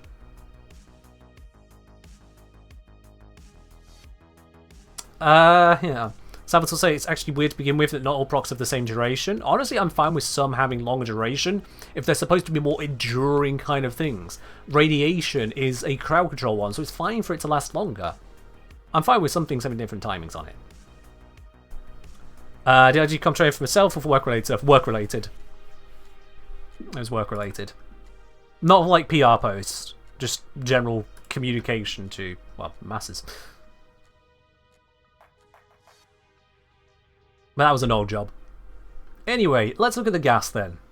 Gas often lacks effective readability, making it difficult to distinguish its presence from the enemy or yourself. It's important to introduce enhanced visuals for the gas status so its presence is noticeably present. Okay. Some ideas we had were to, which are very prone to change, sure, extend the range of the gas cloud visual effects based on the range of the status. It doesn't already. I know I've not been paying attention to it because gas is bad for other reasons, but it doesn't already. Okay. I was unaware of that because I never spent the time measuring the gas cloud. The gas cloud, the status proc that changes its size based on procs doesn't change its visual size currently? You want... Surely not. Surely it doesn't... Okay, I'm going to move on. It's a little point. Additional effects added to the affected enemies to communicate status activity. Okay. Gas having billowy volume to better present presence. Stop saying present presence. Gas effects having additional floating particles around the smoke. Enemy gas effects have... And that's the end of the gas section. Enemy gas effects having additional red coloring to communicate threat to players. I ain't sure. I'm not going to say that, Isadel. But I am going to go into a simulacrum real quick. Because I have a point to make. And you know me, when I have a point to make, I come out and I bloody well make it. So. And I'm hoping this hasn't changed since I last tested it, because otherwise I'm going to look like a moron. But that's fine. I've already looked like a moron by existing, so how bad can it be? Frost versus Dread. You know, you could just use the two together, but all the same. Frost versus Dread. Thank you very much for subscribing at Tier 1. Welcome to the channel, and enjoy your lovely blue badge. Cheers indeed. Right, I'm going to do something disgusting. I'm going to go equip the Igneous Wraith. I know. Ignis, it doesn't feel right, but it's necessary for what I think is about to happen here. There we go, gas damage. And let's get ourselves, you know, a nice strong Xmas unit, just so we can make sure it's just going to be nice and survivable. Good testing unit. Yeah, Malasitos, this became more important, I'll be honest with you. This became more important. So, I'm going to just max out the gas procs on real quick. There we go. Lovely. We can see 197 damage per second from the gas procs. We can see the gas cloud coming off of him. We can see it. Maybe it's not as evident as they might have expected. But here's the thing. I don't want it to be covering my screen. I don't want my screen to just be a mass gas cloud ruining my ability to actually shoot. Especially if it's not me bringing the gas. But we can see it's doing that. Now I've got 281 damage. Second. Interesting. Maybe I've got a crit in there. Crits are going to be in effect. 218. Okay. So we're seeing a couple hundreds. What about one stack? Is it smaller? Good question. Let's go for a single stack. Wait for it to all vanish. There we are. One gas proc. It is the same size. Exactly the same size. That is wild. Oh, that is wild. Okay. So, we've got a good idea as to the damage, because this is important, alright? The damage is usually, we're getting around about 200 damage per second. Anyone disagree on that? We're getting about in the order of 200 damage per second. So now, I'm going to activate this. We can see a 3k and a 1k. I'm going to apply a lot of those. And now it's a 500 and a 1k. Uh-oh! Something just went wrong. Anyone see what went wrong there? And I realise I actually have a mod on this, is making it even more damage than it should have been. Let me just get my very powerful augment off and demonstrate again, in case you missed what just happened there. When I max out the procs with the Ignis here... Okay, apparently the status chance is going to argue with me. When I max out the procs, we're getting around 200 damage per second. Let's wait for those procs to go. I'm now going to apply different gas procs. So we've got 1320 from heat, 1320 from gas. If I now apply a bunch of gas... I did it too slow, so I'm going to have to try this again. God damn it. I'm going to add more status chance to this for the demonstration.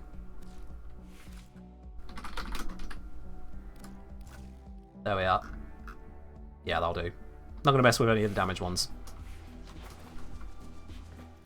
I could have also gone multi-shot, but whatever. So, again, 1320 damage per second. I then max out gas procs from Ignis. 281. So, what is happening here is that when you get to 10 gas procs and you apply a new gas proc from any source, the old gas proc will vanish. New procs override even if they are weaker. And yes, this also happens, as Merlin points out, on status-resistant enemies when you're using Slash or other status effects they resist. This is why sometimes your Glaive will be amazing against Acolytes, and then other times terrible. And it's terrible when your allies are there because they override your Slash. Is this the opposite heat theft? I mean, this is just gas being crap. So not only is gas capped at 10 procs, the 11th proc, rather than being ignored or taking the best of them or adding together, it actively removes the previous proc, which could have been a better proc. Gas is terrible. If you're going above 10 gas procs, you could very well just be undermining your own damage, which is wild to me. genuinely wild. Or worse, if someone's just spewing gas all around the place and you're trying to use tactical gas procs, powerful ones, yours are getting wiped out. Yours are getting wiped out. Penguin, cheers. In conclusion, the VFX was not the reason no one was using gas. Correct. The VFX thing is something that could be amended, although to be honest, I'm used to the VFX AoEs not really covering. Brother saying, I'm sorry to do this to you, Ken, but I've made discovery on the shield regen thing from earlier. It's per enemy. Techs and other basic units do not regenerate shields when fully depleted, but certain enemies do. Test with the index enemy. It's alter, even when fully depleted do. That's an index enemy. Index enemies are very different. They're pseudo-boss enemies, Umbrella. So when you say basic enemies, we're talking techs are heavy units already within the corpus. Techs, scramblers, they're heavy units. Whereas index enemies are a very different classification. Good to know that the index enemies do have regenerating shields after reaching 0, but they are very separate. How many sources of gas do we have, though? Literally every weapon in the game. Because you can mod on gas, just like you mod on slash and heat and viral. Not slash. Heat and viral. Well, actually slash with hunter munitions. So yeah, every weapon in the game. Every single weapon.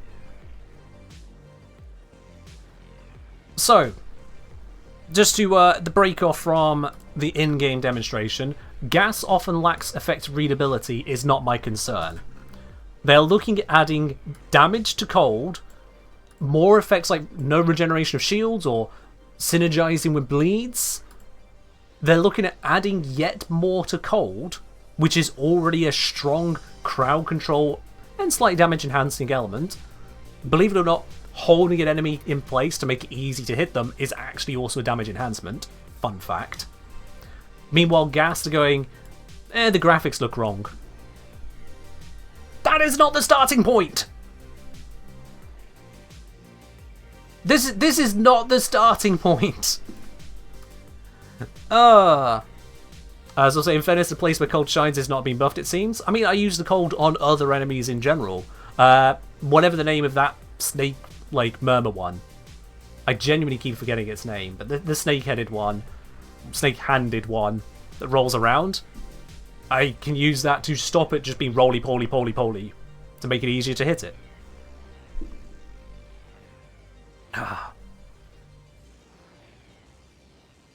Curb saying, so thankfully because gas is bad, no one uses it, it's more powerful when you do build for it because you're less likely to be fighting your teammates' procs. That is a point, yes. It's a silly balancing point, but yes, the fact that your teammates probably realize gas is bad, for most cases, means that you're less likely to have them ruin your gas, yes. Which is weird. But even still, if you have 10 procs of gas and your first one was a crit, you apply 11 from a non-crit, you've just made your gas worse. Which is just weird. It's just weird. That's just...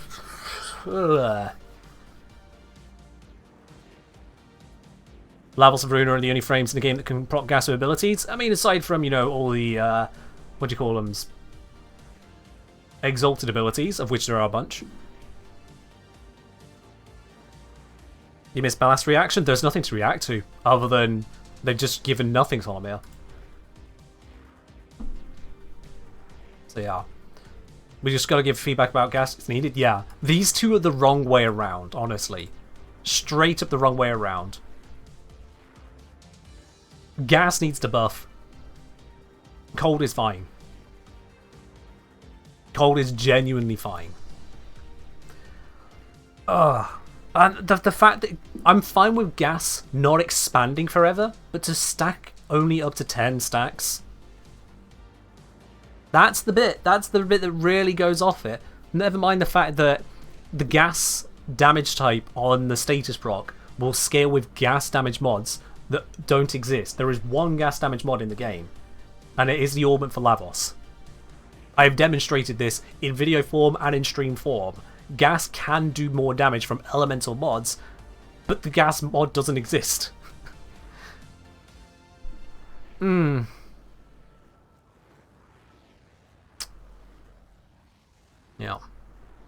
So it wasn't that when I read it? Oh. Nice of them to take out the details. Whatever you read then. Fair enough. Gas give a slow disorient enemies or anything like that. I mean, there's loads of things they can do with it. The point is, what they've got at the moment is an AoE that gets slightly bigger, but then caps its damage. And slightly bigger doesn't really do anything. If the electric proc wasn't going to reach them, but the gas proc was, that is a very small niche of relevancy. The lingering gas cloud could matter, but it doesn't linger very long. Enemies just kind of move through it because it's still a small AoE. Right, magnetic. While magnetic won't be getting dramatic changes, our goal is to make status a stronger pick against corpus and shielded enemies. As mentioned, magnetic aims to have an updated status effect behavior that will affect the regeneration delay, the regeneration rate, and reset delay of enemy shields. Well, currently, doesn't it just stop regen?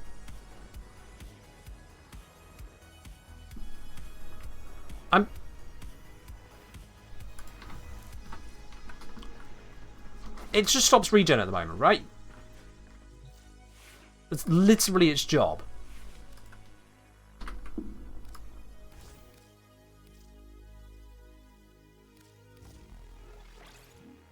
Magnetic status increases and disables target shield regeneration.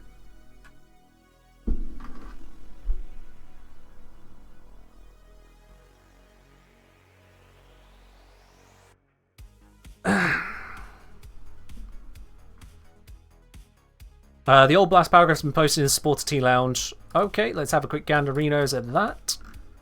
Yeah, am I going to get mad reading this? Is it really long?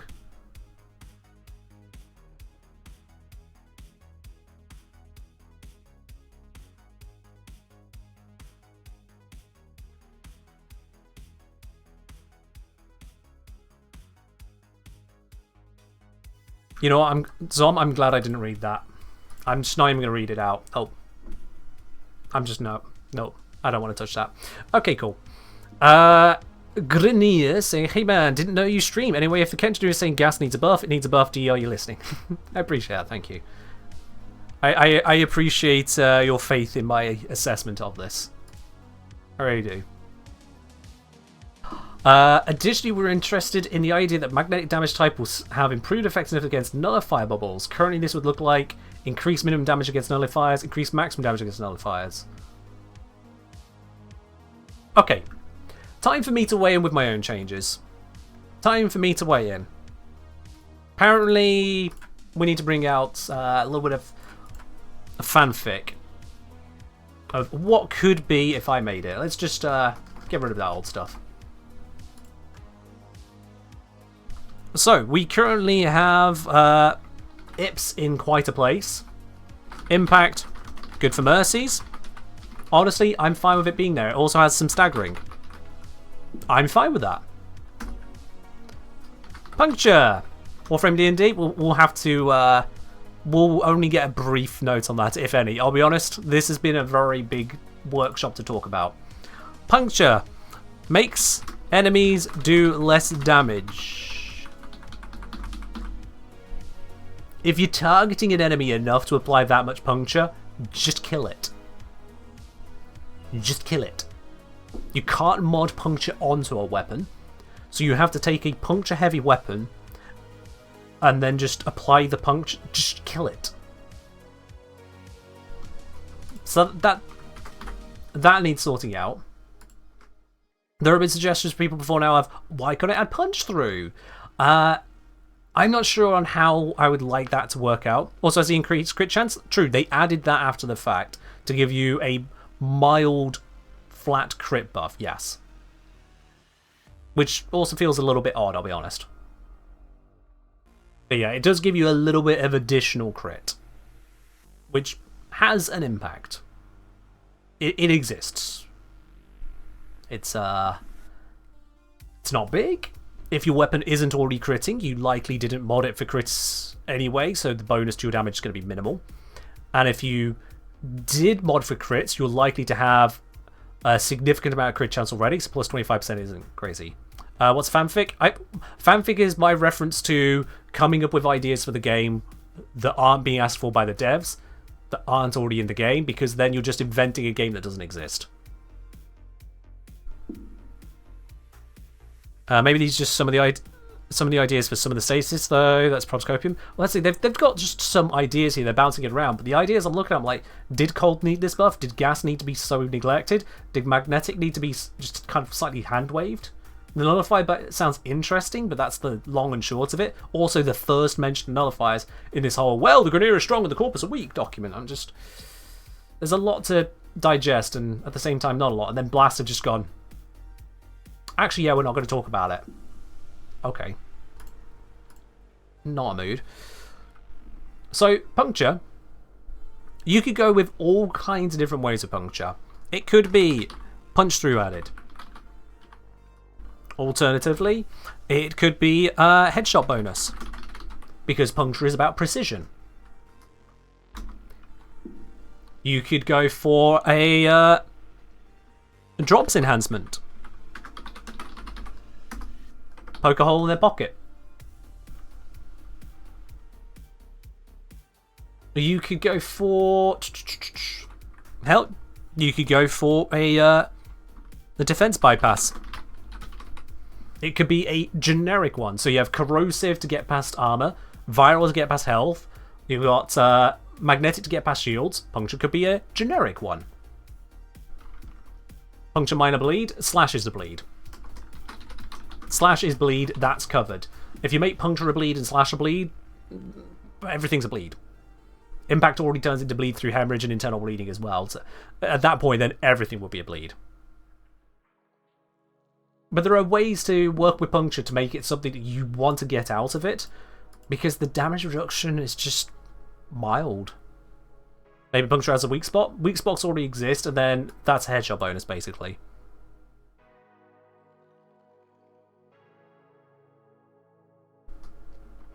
Basic elements. We have got cold.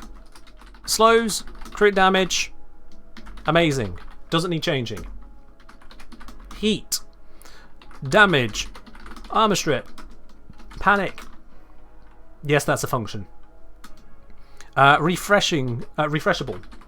Kind of wild. There's a lot all in one there. Heat is almost too powerful. In fact, no. Heat is almost too powerful. It is almost too powerful. Panic, when you burn an enemy, they start going ah for a little bit, which is crowd control. They're not moving, they're not attacking. And also ease of attacking, because they're now just in one spot, not sprinting off somewhere. It's literally panic. See, cold need a little help. The thought process says buff cold, leave gas alone, bemuses me. Yeah. Cold has its place. It's fine for statuses to not be equal. I want to make this clear. Different procs can have different levels of applicability, so long as they still have their place. A good, usable place. You can use cold against any faction at any point where you want to slow an enemy down, and it does a good job of it. That is a good status to me. Heat does damage over time, causes panic, will strip armor, and you can refresh it so that it scales and scales and scales if you're using a rapid applicator weapon. That can be huge. Toxin, shield bypass. Damage. It's a bit basic, almost to the point of invalidating shields. Well, no, not almost. It does invalidate shields. So, Toxin might be a bit of a touch problem topic there. If I had to nerf Toxin, and I want to make this very, very clear, I don't want to nerf Toxin. I want to make that very clear, okay? But if I did, current shield hit points equals armor versus Toxin. Boom. Toxin still bypasses shields, but the more shields a target has, the weaker the Toxin effect is on the health. Because it's got that much more to penetrate through. I don't want to nerf Toxin. I don't think this is necessary. But if I did, this is what I would do. Frankly, if any basic element needs a nerf first, it'll be Heat, not Toxin. Passive Shiny saying up make Toxin non-lethal. At that point, it might as well not bypass the shields, though. As long as it also applies to Warframe's deal. Honestly, that would be a good shout. If this also worked for Warframes, you would have a way to resist incoming Toxin damage, yeah. Which would not be a terrible change. Armor or invisible health? Not invisible health, because then it's just health. And you wouldn't be able to reduce the shield hit points with pure Toxin. So the two would work in tandem. As I'll say, I don't know how you have Mag be viable if Toxin exists, besides enemies that just resist Toxin bypass. Again, that's where the shield hit point idea comes in. It's a toughie, but it can exist. Intech, cheers. Does maining Lavos give you a unique perspective on status changes? I don't think it does, no. I don't think my playing Lavos has anything to do with understanding elements. I think understanding elements helps me play Lavos, not the other way around. What if Toxin can reduce health to one shot after shields are gone, but can't outright kill while shields are still active? Then again, you still just need to kill the shields and the health. You've not achieved anything there. Just opted in, what am I looking at? We're going through the dev workshop, and now I'm at the point where I'd say what I would do instead. Electric. It's damage AoE, stun. No change. Honestly, just fine. Electric has its place, especially when you group up enemies to really get that AoE value out of it. Honestly, electric is fine. I wouldn't touch it. Combines. Corrosive. The initial procs are weak. I will agree on Pablo on this one, if this is what Pablo meant. Initial procs are weak. Taking, say, 26%, I think it is, 26% armor off an enemy with the first proc doesn't do a huge amount. It means you'll take, on a very, very highly armored enemy, 26% less damage to kill them, ish. With infinite armor, it will take 26% less damage to kill them. So, less with lower armor. The next proc after that is 6%. It just doesn't do a lot. So the initial procs are weak. That's where I would have this scaling consideration. How one does that is the interesting bit. How one does that is the interesting bit. As I'll say, especially the armor nerf and influence, electric does not need help. Yeah. Will I do a Torrid Incarnate video? I might do at some point. I might do at some point. But no promises. Seth saying, corrosive, ever work with corrosive materials? Materials don't repair themselves when clean, so how about armor reduction is percent per second per stack? So you're suggesting permanent armor removal, right? If they don't repair themselves, permanent armor removal? My god, we're really going back to the old days with that one. Because that's kind of how corrosive used to work. Straight up. What if corrosive reduces armor by 1 over 10 minus x, where x is the number of corrosive stacks? So reduce armor by 9th, then an 8th, then a 7th, then a 6th, all the way through to a infinite reduction. Yeah, still. I appreciate the attempt at napkin math, but I don't think that's the direction to go, no. What if corrosive doesn't affect the armor value, but rather the damage reduction value? Same difference, really.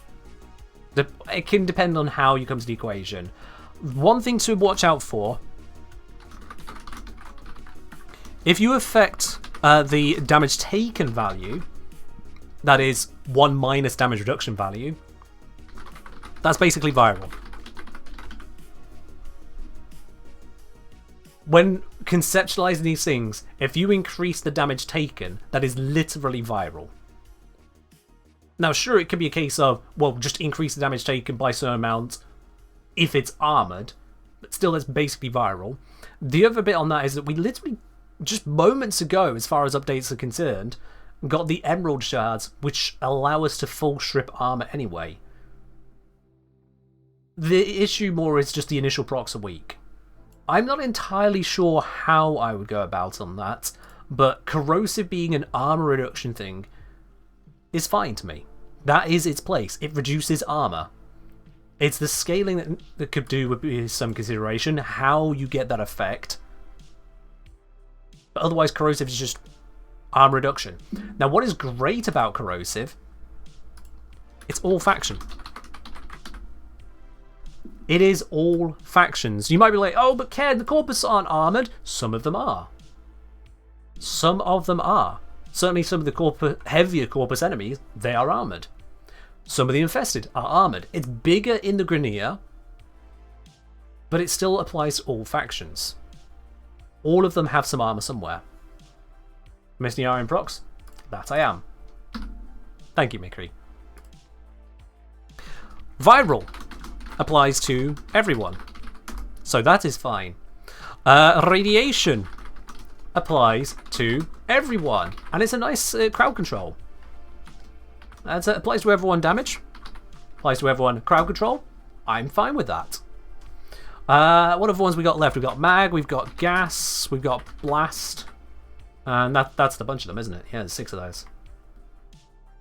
So, doesn't apply to everyone. This is Magnetic Proc's biggest weakness. Single biggest weakness. It doesn't apply to everyone. There are suggestions to give Magnetic a grouping effect. There are suggestions all over the place on that kind of thing. But I have a different approach. Magnetic causes abilities to fail. When we get Magnetic procced, our UI becomes fuzzy, we lose our energy. If you lose your energy, you lose your ability to cast abilities. Enemies don't have a UI to disrupt, and they just have their abilities. We know these abilities can be shut off due to silence. No pet behind head? Cool, I'll put it this side. It's fine now.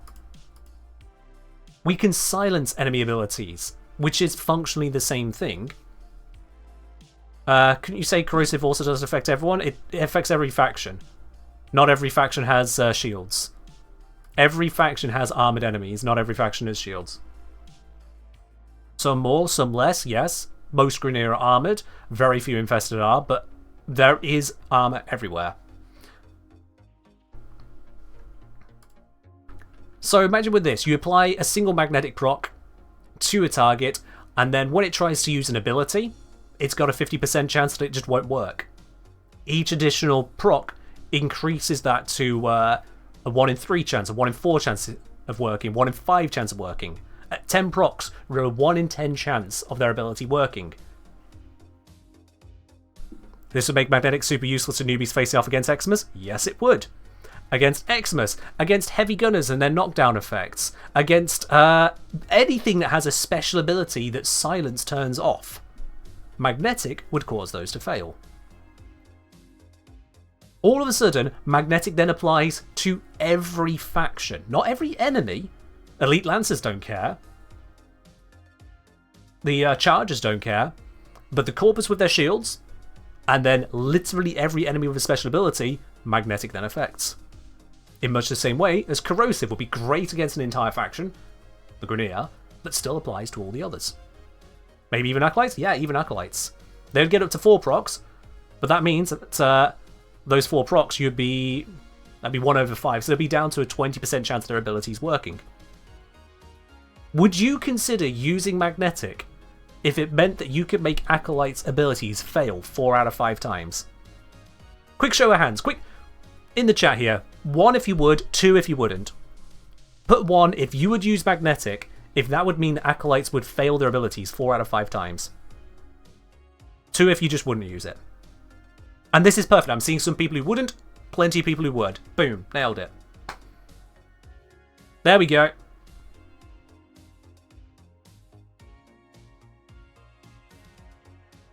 Don't make a poll on. We don't need to go that long. We don't need a poll on it. I appreciate the offer. So there we now have something because it matters. Only because of violence? I mean, it can help on the other ones as well. Malice takes a moment to deploy that bubble. You just go, yeah, no, we're not going to have the bubble. Beep. Would that work for bosses too? I imagine, similar to VIP enemies on Cold, D would have a reduced effect. They might cap Magnetic at 2 procs, or 1 proc even. Or just give it a advantage to pass, to use a D&D term.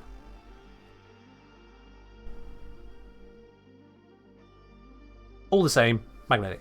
Levity Lovely say, only Science Acolyte I care about, and it casts before I see it. It doesn't actually cast it straight away, so if you see Violence is incoming, you should use that UI pop-up to see which one is incoming and go, shit, I need to deal with that one. If you see Violence popping up or Malice popping up, you should be paying more attention because they're more dangerous. So, long story short, skill issue. Pay more attention to who's threatening you. So this brings us on to Gas and Blast. What would I do to make these two status types better? Because Gas sucks, Blast sucks. Gas, uncapped damage procs. For God's sakes, just uncap it. Straight up, uncap it. And if we need to make it even stronger, now I'm going to really cook for you. Lingering duration is based on number of procs on death. Now, this wouldn't be linear. It would taper off. Probably 1 over X or something to that scaling. So if you had 1 proc on them, it lasts for a short amount of time. 10 procs are longer. 100 procs, longer but not 100 times. So you have uncapped damage procs. You could just keep on applying them. It stops growing the size at 10, perhaps. But the duration after death of the enemy, you can make it longer and longer. Which means then, if you've got a heavy gas output weapon, you create this lingering doom zone. Brilliant. Do I have a guide on the acolytes and their abilities? I do not know. For that, I'd honestly say you best just go over the wiki or just learning that Violence, Malice, and Mania are the 3 ones to worry about. Mania because they ragdoll you with massive slash procs, Malice for the bubble, the mag bubble, Violence for the silence. The others don't really matter. Dev said Blast was a work in progress. What could we put in the suggestion box? The Blast, I have an amazing one for you. Okay, no, I'm overselling it there. It's not that amazing, but it's one that I've said multiple times before now. And this one is really, really simple. Corrosive is the bane of armor. Viral is the bane of health. Magnetic is the bane of shields. Blast amplifies damage to Overguard. Boom. If you get blast procs onto a target, you increase the damage you do to their Overguard. It doesn't matter what faction they are, Blast now applies to every single faction in the game. You have a reason to have it on a status primer, let alone a damage weapon, because it is an enhancement that doesn't step on the toes of other procs in the game. Boom. You're welcome. That's it. That's the solution. It just fits. It really just fits as in every way possible. It's just, to me, the right answer. So corrosive, make the initial procs matter more. Viral, maybe it needs, honestly, yeah, it kind of needs nerfing a bit, but that's about it. Radiation, I'm happy with where it's at. It's a crowd control status. Yeah, it's not the most powerful, doesn't need to be, but it's a crowd control status. I'm fine with that. It turns off enemy supporting abilities. It's got its function. Magnetic, its problem is it doesn't apply to everyone. So, make magnetic cause abilities to fail. Job done. Chance-based, scaling with more procs. Gas, uncap its damage, let it really grow, make it linger. And Blast, Overguard. Job done. Radiation banes of AI? Yeah. Gas is the bane of choke points, radiation is the bane of AI, magnetic the bane of shields, viral the bane of health, corrosive the bane of armor, blast the bane of Overguard. It just fits. It just fits. There we are then. That is the long and short of everything that I have to offer on those. And to me, that is a lot more interesting to write out than Gas is going to be a little bit more visual. Personally, I don't need to see the Gas more. I need to see Gas actually do something. Void the Bane of Heads? Yeah. Would I change anything to Void? Void is fine as is. Void can stay exactly as it is. Condition Overload Bane of Kengineer? That is true. Yes. That is true. With Cold and Blast enhancement, Gauss third becomes insane. Gauss becomes able to blast Overguard and to slow things. I mean, Gauss can already freeze enemies to the spot. Gauss can already do that. So Gauss is gaining nothing from this. And I wasn't suggesting any changes to Cold. But yeah. A more visual Gauss would be nice. Yeah. A little bit of visual, I understand. To have the visual match what it does, always a nice thing. But gas doesn't suck because of the visuals. What I don't want is to be blinded by gas. Gas making it where I can't see the enemies, but they can still shoot me because they're AI. That's a problem. That is a problem. Void also Bane of Overguard. Void proc isn't the Bane of Overguard, and Void damage versus Overguard, whilst it has a plus 50%, plus 50% isn't that big of a deal. At the end of the day, for Void to matter that much, your amp also needs to be close to the damage of your main weapon. Otherwise, you just use your main weapon. The only way Void versus Overguard is really a thing is if D gives it a massive damage enhancement. We're talking like 2000%, not 50. So yeah. Time for all white gas clouds. I hate you. Just saying. If you are going to do that, if that's the update we get, and you make your gas clouds these big white clouds of impenetrable fog, I hate you. I respect using what DE have offered you. They should have anticipated it, but I hate you. Yeah. Void does really feel weak. Void damage is fine. It's the fact that the sources of Void suck. Look at Void damage when we put it on the Fenmore and the Felarx and the Latum up until a few days ago. It was amazing. And then it wasn't. Okay, love your videos on YouTube. Well, thank you very much. Welcome on in to the stream as well. Appreciate it. New status, Flower Bomb. Yeah. Yeah. Amp guide when? Yeah, I've already done the amp guide. Yeah. Just on that note. What happened to Void a few days ago? So, D made it where Zarta's Whisper no longer double stacks the 2000% damage perk on the Latum, Fenmore, and Felarx. So, whereas previously you could massively enhance your damage there, that's gone. It's just gone now. Yeah, as the music said, game over. Mirrorlade, thank you very much for giving a sub over to Raphael.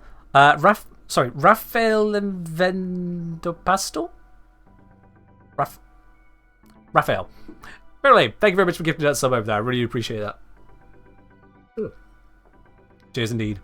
Stronghammer saying, Gas Cloud should have a max transparency for 50% if they make VFX changes. Honestly, just reduce T-bait visual effects or reduce gas effects setting would be fine with me. It's a Portuguese name. Oh, damn. I keep forgetting that I'm going to struggle with names if they're clearly non-English when they don't look that clearly non-English to me. Sorry.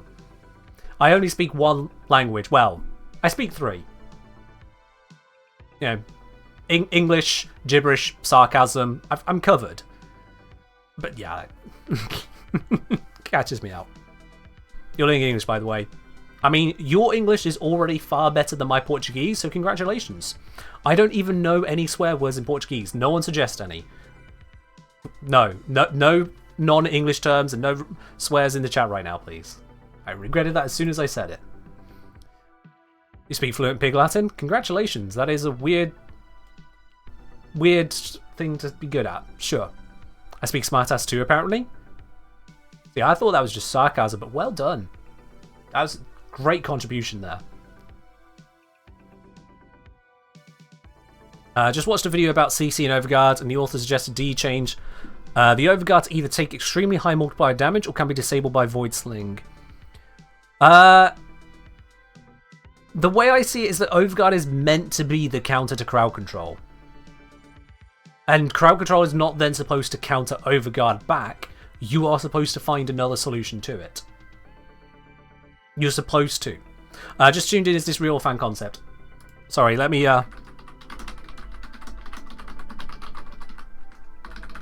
There you are. Very good point, because people are dropping in all the time. Now you know.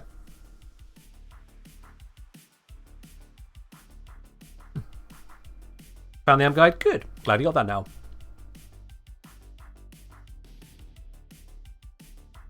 I also know some coding stuff. Good joke about that being a language too. Barely. I know how to create a mess in C#. That's it. That's it. But yeah, with regards to the whole overguard and crowd control, the initial introduction of crowd control reduction through overguard was to make some singular heavy units that were a bigger threat that you had to actually deal with in some way other than just going, haha, I've CC'd the entire room. What are you going to do about it now? The issue with CC reducing overguard is, firstly, the implementation. Are you going to do it hit point based? Are you going to do it percentage based? For crowd control that is one and done, what percentage is going to be applied? If it's crowd control that is over time, like Vortex, again, is this a percent over time? Is it still a one and done when it first touches the area? That is a lot of development work to add a damage to an ability that's not meant to be damage. My focus for Overguard is supposed to be key units that you should focus on. Those are supposed to be your high threats. They escape your usual control. It's like in Dungeons & Dragons, an enemy with a very high saving throw in a particular type. You need to find some way around it, not damage the saving throw. The problem is that there are too many overguarded units in some missions.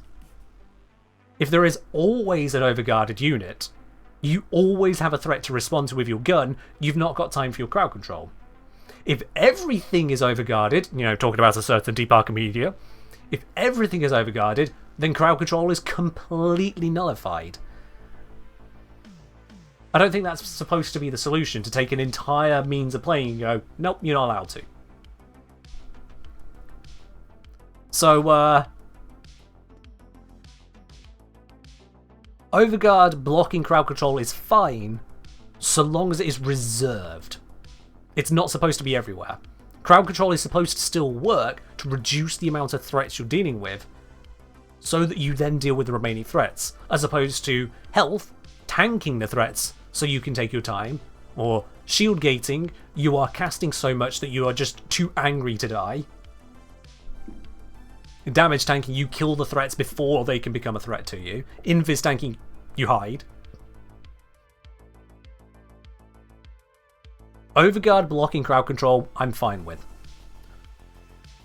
Too much overguard is the problem there, not the crowd control being nullified. If a frame relies on hard crowd control at all times, that's not a good frame design. Find some way to mitigate that. Something like Rolling Guard. Rolling Guard is designed for that kind of scenario. Rolling Guard is the answer to the occasional enemy that gets through your defenses. You go, oh shit, I need 3 seconds of invulnerability to deal with this guy's overguard. Okay, cool, I've dealt with this guy's overguard, he is now controlled or dead, I can get on with my life again until Rolling Guard comes off cooldown. It's a skill check. Yeah. Just got a death threat from an edgy teenager, what should I do? If you think it is a real threat, report it to the police. If you think it's an edgy teenager being an edgy teenager, move on with your life. Teenagers are not worth your time. Not in that regard. Say nothing of the Deep Archimedia modifier, and you mentioned it. Yeah. Yeah. It's a ridiculous one. That one, as soon as I saw it pop up, I was like, well, every form of crowd control frames, I'm just not bringing into this one. Just no. Overguard could work like armor for crowd control instead of negation. How do you split up the different types of crowd control? Again, there's too many types of them. The interactions with it would be, frankly, far more development than I would want DE to spend on it, just to make people who use crowd control feel like they're doing something with their crowd control against something that's supposed to be resistant to crowd control. Find a different solution, player. And then, dev, don't give out so much overguard. That's the fair trade-off. Less overguard, keep it to specific units, players then get good. Simply, get good. How does the alchemy mission type work? You kill enemies, they drop amphors.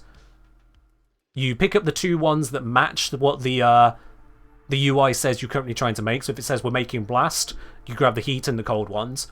Chuck the thing. Once it's full, you shoot the pipes that spawn to keep it within the bar until it's done.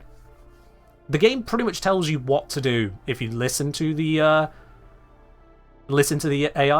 the NPC. So maybe try it solo, slowly, off Steel Path, and you'll probably understand what's going on then. I recommend doing it. Solo, off Steel Path, it will make perfect sense after just one mission. Seriously. What's my favourite beverage? I'd say tea. Oh, I used to have a sip. Now I'm out of tea. Tea. My logo is a teacup. What else did you expect? What else did you expect? Right, I think that is the summary of everything to talk about on this. I mean, just for all of you who are here, let me give you a very quick breakdown of what I'm making of all of this. There are too many health and armor types, I agree. The status types are status types are status types. They're supposed to be different, that's the point. If they're wanting to make things which encourage a meta that favours a select few, to not favour a select few effects, this comes back to my point on magnetic. Make things that apply to everyone, so that your build variety isn't just this one for this faction, this one for that faction. If magnetic only matters against the corpus, magnetic might as well be a Bane of Corpus mod. There's nothing about the new Exodus in this one though, it's just about resistances and status. Enemy resistances are expansive, make it simpler, I agree. Armor has an overwhelming impact. It has a strong impact.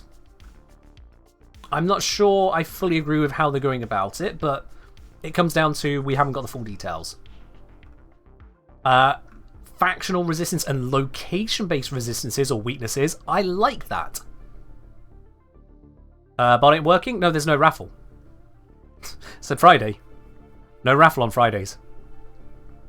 I like the location-based weaknesses, honestly. That is positive. So long as they're not heavy-handed with it, that is a positive. That would be nice. Armor adjustments, this whole section I've gone through at length and basically said, D, what is your goal, and have you run the numbers on it? Because this here, just to be very clear for anyone who missed the exact level of this, Pablo said, oh look, it's only taking 10% of the armor. This 10 corrosive procs is doing more for your damage than 10 viral procs. With the exception of buffing the slash, because corrosive procs don't buff slash. So, take it with a pinch of salt. Only dropping 10% of armor isn't only. It really isn't. That last bit of armor removal, yes, that is a big deal. And that's why we have Emerald Shards, and it's why I say, and I agree, the corrosive isn't strong enough in the earlier procs. Yeah, I think about relative to full strip. Well, he needs to probably communicate that he's talking about full strip and not show an image of just that. When that is, again, stronger than viral. He was talking about how it seems so weak. And how partial strip doesn't seem that good, and it's literally stronger than a full stack of viral. That's a communication issue. If they're meaning something different to what they're saying, then, well, that's communication. And I don't like attacking communication over ideas, because that is a skill, but that's what's missing if that's what they're meaning. And that's not new.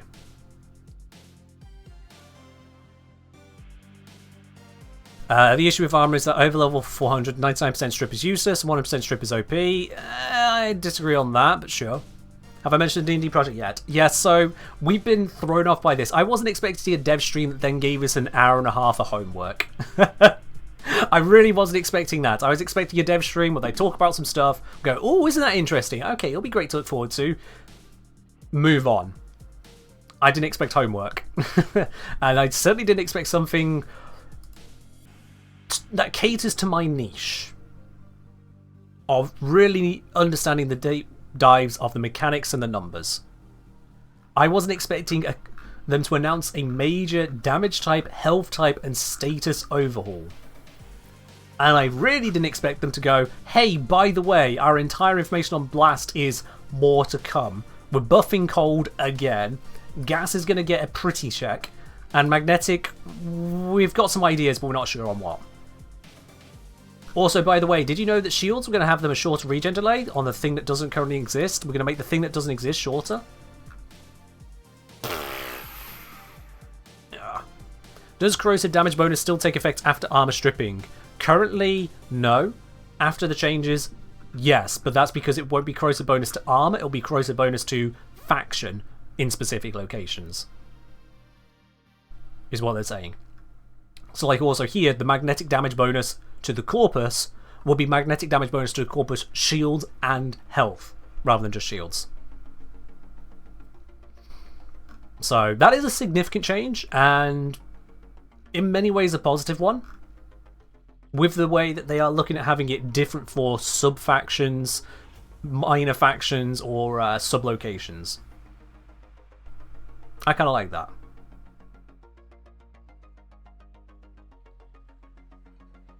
So obviously I'm glad they're per faction type, because it was annoying. You basically had to build your weapons for one unit type and just eat the nerf against the rest of the faction. I mean, Zom, the way I saw it is that if you have that much difficulty with half the faction, you have a second weapon. You know, if you've got half the Grineer are corrosive weak and half the Grineer are radiation weak, you use two weapons. We have a loadout. That's the way I saw it. Or improve your damage to power through them, or use armor stripping to counter the thing that's getting in the way in the first place. Counter them. Just like the toxin only works so well until you come against the armored corpus, and then you need to find a way to counter that. Yeah. Wonder if we get more combined element mods? We may do, but I don't expect there to be a deluge of them, no. Plot twist, it's a conspiracy to sell more loadout slots? I mean, you could just use different weapons for different factions. That gets around it. But I know that's not really for everyone. If you want to use one weapon for every faction, yeah, more loadout slots. Or get good at switching. Didn't they say the shield regen bonus will be part of a new level scaling? So it's not so much a level scaling versus making the enemies more threatening when they're not Grineer. We'll see how all that comes through.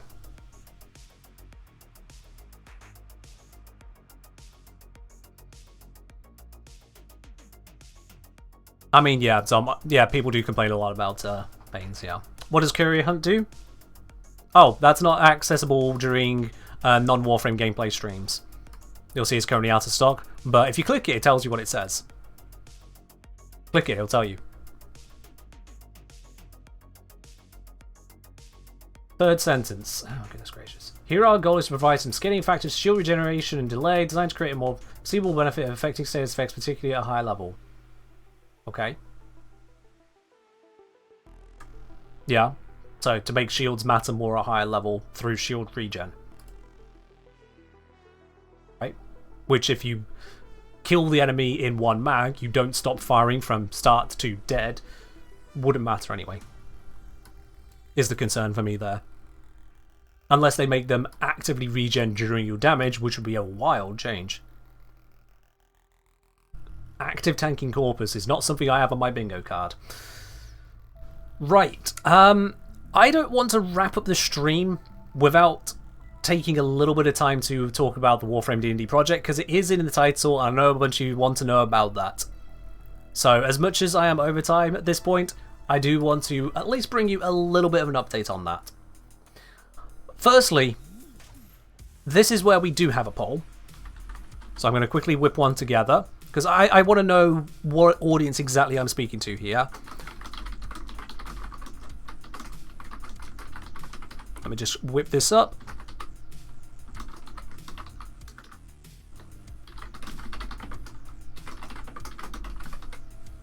Let's give you a quick poll. Let me know. Do you know about the Warframe D&D project? Yes, you know plenty, a bit, or no idea. I just basically want to know, who am I talking to here? How much do I need to over-explain this? Because like, if there's only one person who has no idea what we're going on about, then, well, no point being overly descriptive on it. You can pick it up from chat. But I see that it's actually the other way around. Very few of you actually have a good idea as to what's going on here. Okay, that's fine. Now I know to go into more depth. Is the D&D project publicly available? Not at this time, no. It's still in progress. Out of curiosity, how much is a bit? If you feel like you can't say yes, I know plenty, then the answer is a bit. Umbrelli has to be able to say yes, I know plenty. If you're a part of the playtest, you have to say yes, you know plenty. You are part of the playtest. which has ended, for anyone curious about joining that. It's done. Sign-ups happened months ago. It's run through. The majority of you don't know. Okay. So, in Warframe we have all these wonderful, wonderful Warframes, and in Dungeons & Dragons we currently do not. So what if Warframes could be monsters? That is the idea I've had and run with, because you see, they would be brilliant as monsters. You think of how terrifying Warframes are, but we only ever see them from the player perspective, being the Warframe. So imagine a tabletop role-playing game like Dungeons & Dragons, well, specifically Dungeons & Dragons here, where you get to play all the wonderful fantasy classes they have, and your threat is now the Warframe itself. You are tasked as a group. You have a wizard, a cleric, a fighter, and a rogue. You are tasked by the local lord to go investigate a shipwreck off the coast of his land. There are reports from the townsfolk of strange, cruel noises coming from that ship. There is an aura around it, an aura of unusual power that no one wants to get near to.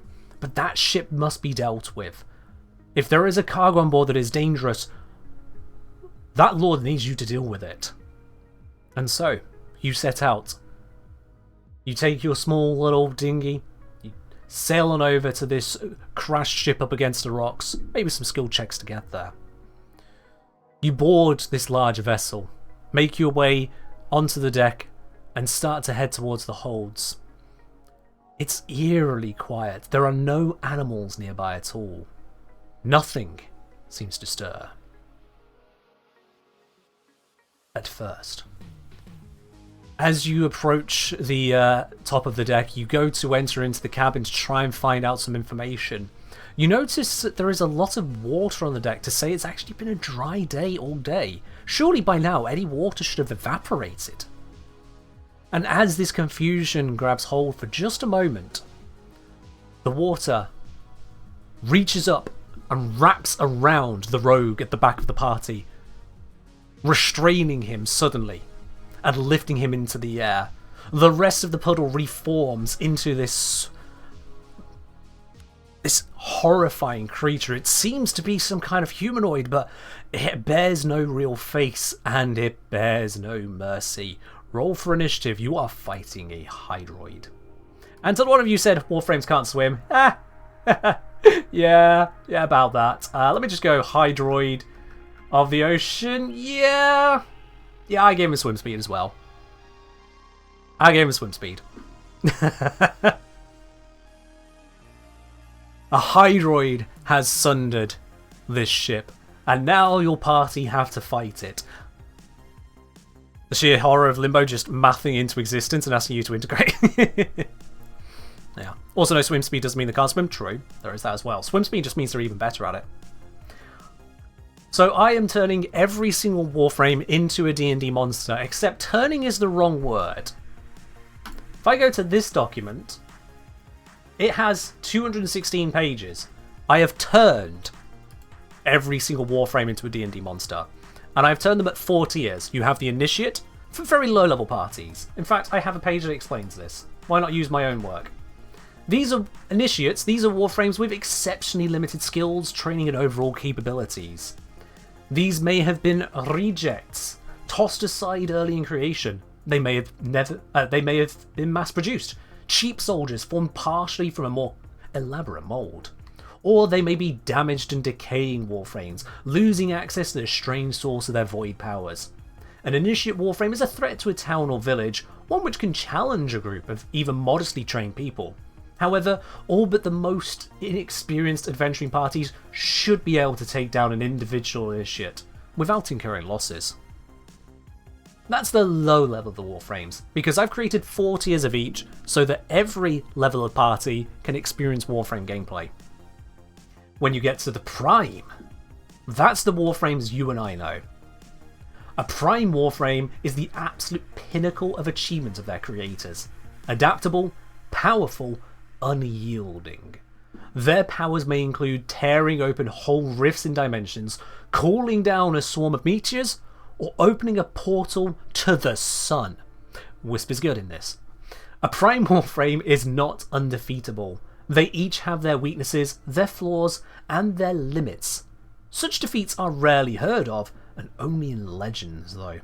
Primes are thankfully few and far between, for where one surfaces, there is little hope for most who stand in their way. And that is the setup on this. How long have I been working on this? For a very long time. The total of the project so far, hundreds of hours, including initial design, getting all the stat arrays together, putting the abilities together, re-refinement of the abilities, comparison, cross-referencing, rejig of the numbers, of then putting it to playtest, setting up the playtest, organising the groups, running the groups, individual warframes and groups of warframes, creating various environments, playing out the abilities, tweaking the numbers, seeing what needed to be changed, what was working, what was broken. And now the final stage, well, I say final, the stage I'm at currently, it's not final, the stage I'm at currently is moving them all over to a new renderer, because if you would like to compare, we have Excalibur Prime stat block on the old version. I can't spell. I apparently didn't do the Excal on this one. Whoopsies. I need to add him in. Oh my god, I'm choosing all the wrong stuff. Hydroid! Well, we saw a Hydroid, we know it works. So, this is Hydroid Prime on the old renderer. Look at how big that stat block is. Look how ugly that is. That is too big. I love it and I hate it.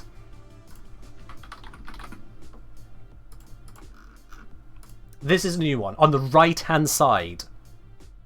Old one, new one. And the reason that I've managed to cut out so much space is because the spells are then separately extracted, like you'd see them in the player's handbook. So, old version, new version, that's the idea behind it.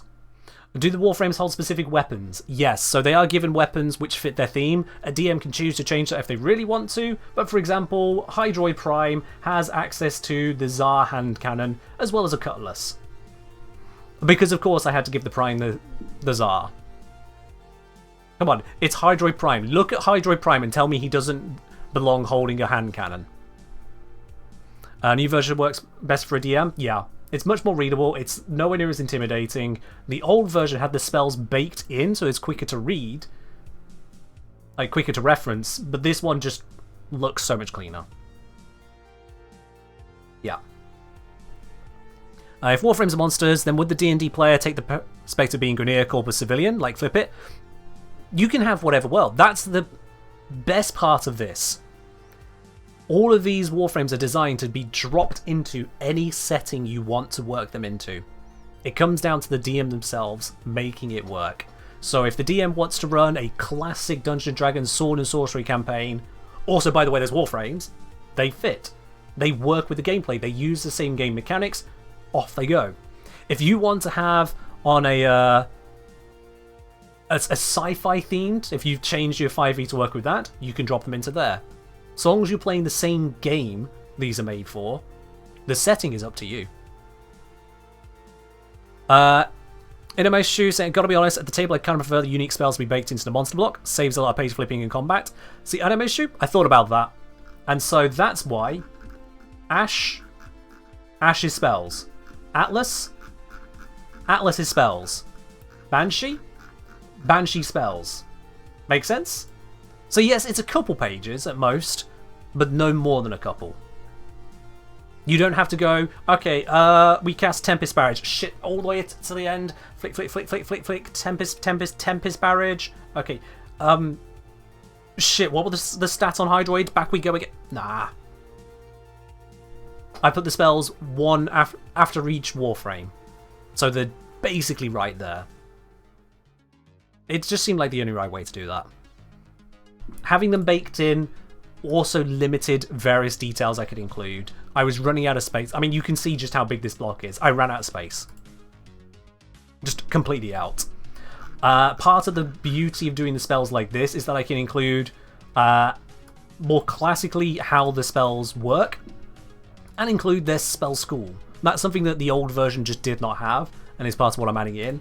So Shuriken is a transmutation, Smokescreen is an illusion, Teleport is a conjuration, Bladestorm is a conjuration. Bits like that. And then, of course, all Warframes have their own features, including double jumping, bullet jumping, swift swapping of weapons. They can command companions if they have them. They will have exotic equipment. And out of bounds, when a Warframe dies or is destroyed, any effects from its void powers, its abilities, with a time-based effect, such as lasting for 1 minute, become dispelled. Because sure, why not? There are a lot of different references in here all the way through. Do I have any way for you to keep up to date on it? Honestly, just be part of this community. Certainly if you subscribe, because I put some details about where things are at in the supporter tea lounge, but this has been a very long running project, and I would like to say I am close to the end of said project. I started this in November 22. Yeah, over a year ago. Because, well, I've still got my day job of being a content creator. I couldn't put all my time into this. But it won't be 2025 before I can give some very good news on this. Do you play with grid maps? Notice bullet jump distances weren't multiples of 5. That's actually just the same as 5th edition in general. Your jump distance in 5th edition, by default, you can do a vertical jump of 3 plus your strength modifier. So if your strength modifier is +1, you could jump up 4 feet. And horizontal, it is your strength score, flat. So if your strength score is 14, you can jump across 14 feet. Those aren't multiples of 5 either. In grid format, you're advised to simply say the shortest of that distance. If the gap is 10 feet, 14 feet crosses it. If the gap is 15 feet, 14 doesn't cross it, the DM is going to need to call for a check or just say you can't do it. The same is true for the bullet jumps. So I'm using the same mechanics there. Also, fun fact, one of the playtesting groups was very pissed to discover, well, very amazed, but then also very pissed to discover that a Warframe quite literally bullet jumped off the bar that it was making a drink at, into the air, onto a balcony 15 feet above it, landed on the balcony itself, legs akimbo, pistols out, it was a Mesa, she started opening fire on everyone. After challenging their beliefs about their gods. Because Mesa sees no god, only gun. Want an entry? Yup. If we have any wolf squaddies here, they can confirm how that went down. Also, the bouncer for the bar was a Lavos. Bartender Mesa, bouncer Lavos. It was an experience. It was an experience. So yeah. If you want to fight Warframes from a perspective of an adventurer, this is exactly the document you'll want to be picking up once available. You're a Mesa Dante main, that Mesa is canon? Yeah. Was it a total party kill? It was not, no, because I wasn't using a Mesa Prime. It was a Mesa Adept, which is the second tier. Are there plans for making weapons as loot? There are a couple weapons indicated through this document, not for every part of it, but just a couple of them. What level was the party? So the party, I think they were level 8 at the time, and we had 6 party members. So that's 6 level 8s versus a level 9 Mesa and a level 9 Lavos. Which is very much in favour of the party there, but that is the point. In Dungeons & Dragons, the players aren't meant to lose every single encounter, and I was testing by the book, effectively. These are designed to work with Dungeons & Dragons 5th edition rules. So if you want to slap a level 19 against level 4 players, sure, you know exactly what the outcome's going to be. Mesa wins. Makes a good strength reference? Yeah. Adepts are level 9, Initiates level 4, Masters level 14, Primes level 19. What level did Wolf Squad start at? They started at level 7. They got level 7, then level 8. The other squad, Duck Squad, they had level 3, 4, 5. And for everyone who doesn't know what Wolf Squad and Duck Squad are, I ran 2 playtest groups simultaneously. Simultaneously as in one session after the other on the same day. We ran that for a few months until I went through all the Warframes. Duck Squad was a group of beginners. Some of them had played some D&D-like games a bit here or there. Some of them had zero experience. And so they started at a low level. Wolf Squad, all of them were very experienced. Every single one of them had played multiple characters to a consistent level. Most of them had actually run games themselves. So Wolf Squad were people who knew how the game worked, which meant that I could test much nastier things against them. In the end, the groups came together. We had, I think it was 12 of us. Yeah, 12 in total. So 6 level 5s, 6 level 8s versus an Adept and a Prime. Ultra boss fight to finish with. And it went perfectly as far as I'm concerned. Perfectly. I know I'm asking a lot of questions. People do. This project sounds fun to play. What was your favourite Warframe to translate into D&D? That's a very good question. That is an exceptionally good question. What was my favourite Warframe to translate? Because there's a lot of them that have allowed me to do all kinds of interesting bits and pieces with them. Honestly, I'm going to say Dante. Out of all of them, Dante was the most interesting. Because in order to play Dante in Warframe, you need to be casting a lot. Your light verse and dark verse, you are constantly spamming them out. D&D Action Economy doesn't really allow for that. Not in the way I've designed these Warframes. I made Dante already? Oh yeah. The boss fight that the testing groups had was Dante Prime. Dante Prime was the mastermind behind the entire thing. Dante Prime also turned the trophies the group had collected. They've been stealing parts off Warframes they defeated and wearing them as trophies. Dante turned those trophies into a Zaku. That's how the fight started. Like, oh, thanks for bringing an ally. Shunk! And assembled a second Warframe in front of them. Oh, I had been building up to that one for weeks and I loved it. Yeah, we had someone who had the arm guards off of a Equinox. We had someone with the boots off a Nida, someone with the chest plate of a Hydroid, someone with the face plate off a Mag, someone with the shoulder plate off a Banshee, someone whose arm was made from the armor of Corvex. Another person was using swords made from Caliban's arms. Like, there's a lot coming together there. The build-up was just... I'm proud of myself on that one. It sounds a little toot my own horn, but I think I earned it on that one. Dante assembled a Zaku from the trophies the players had collected. But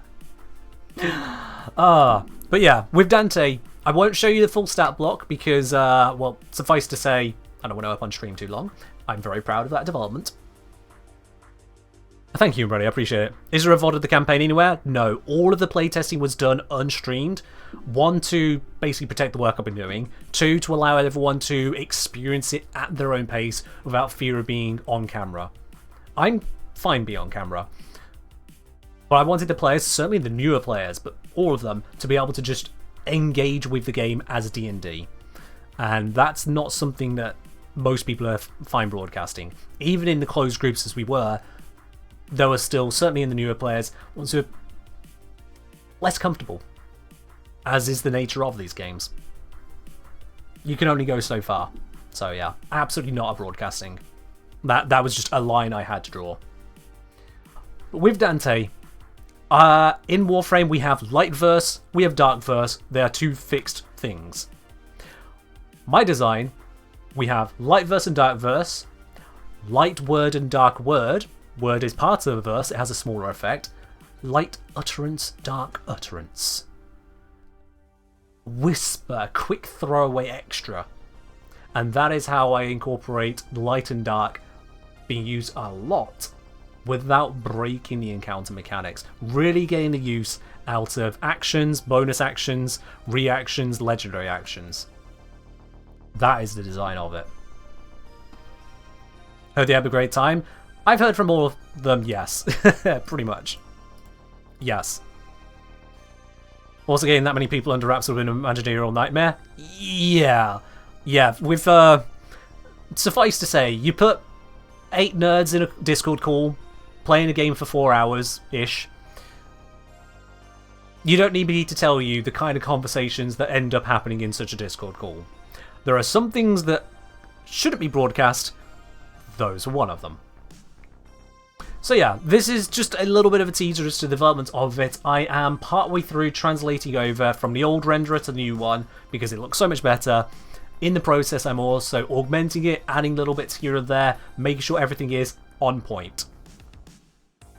One final note from past me to all of you about balance versus lore accurate. Let's zoom in on this one.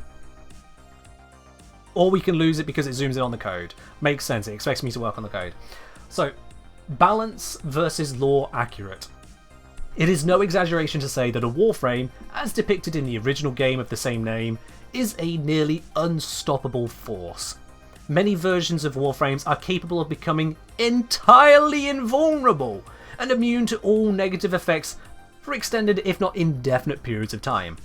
This would make for a rather unfair and uninteresting opponent.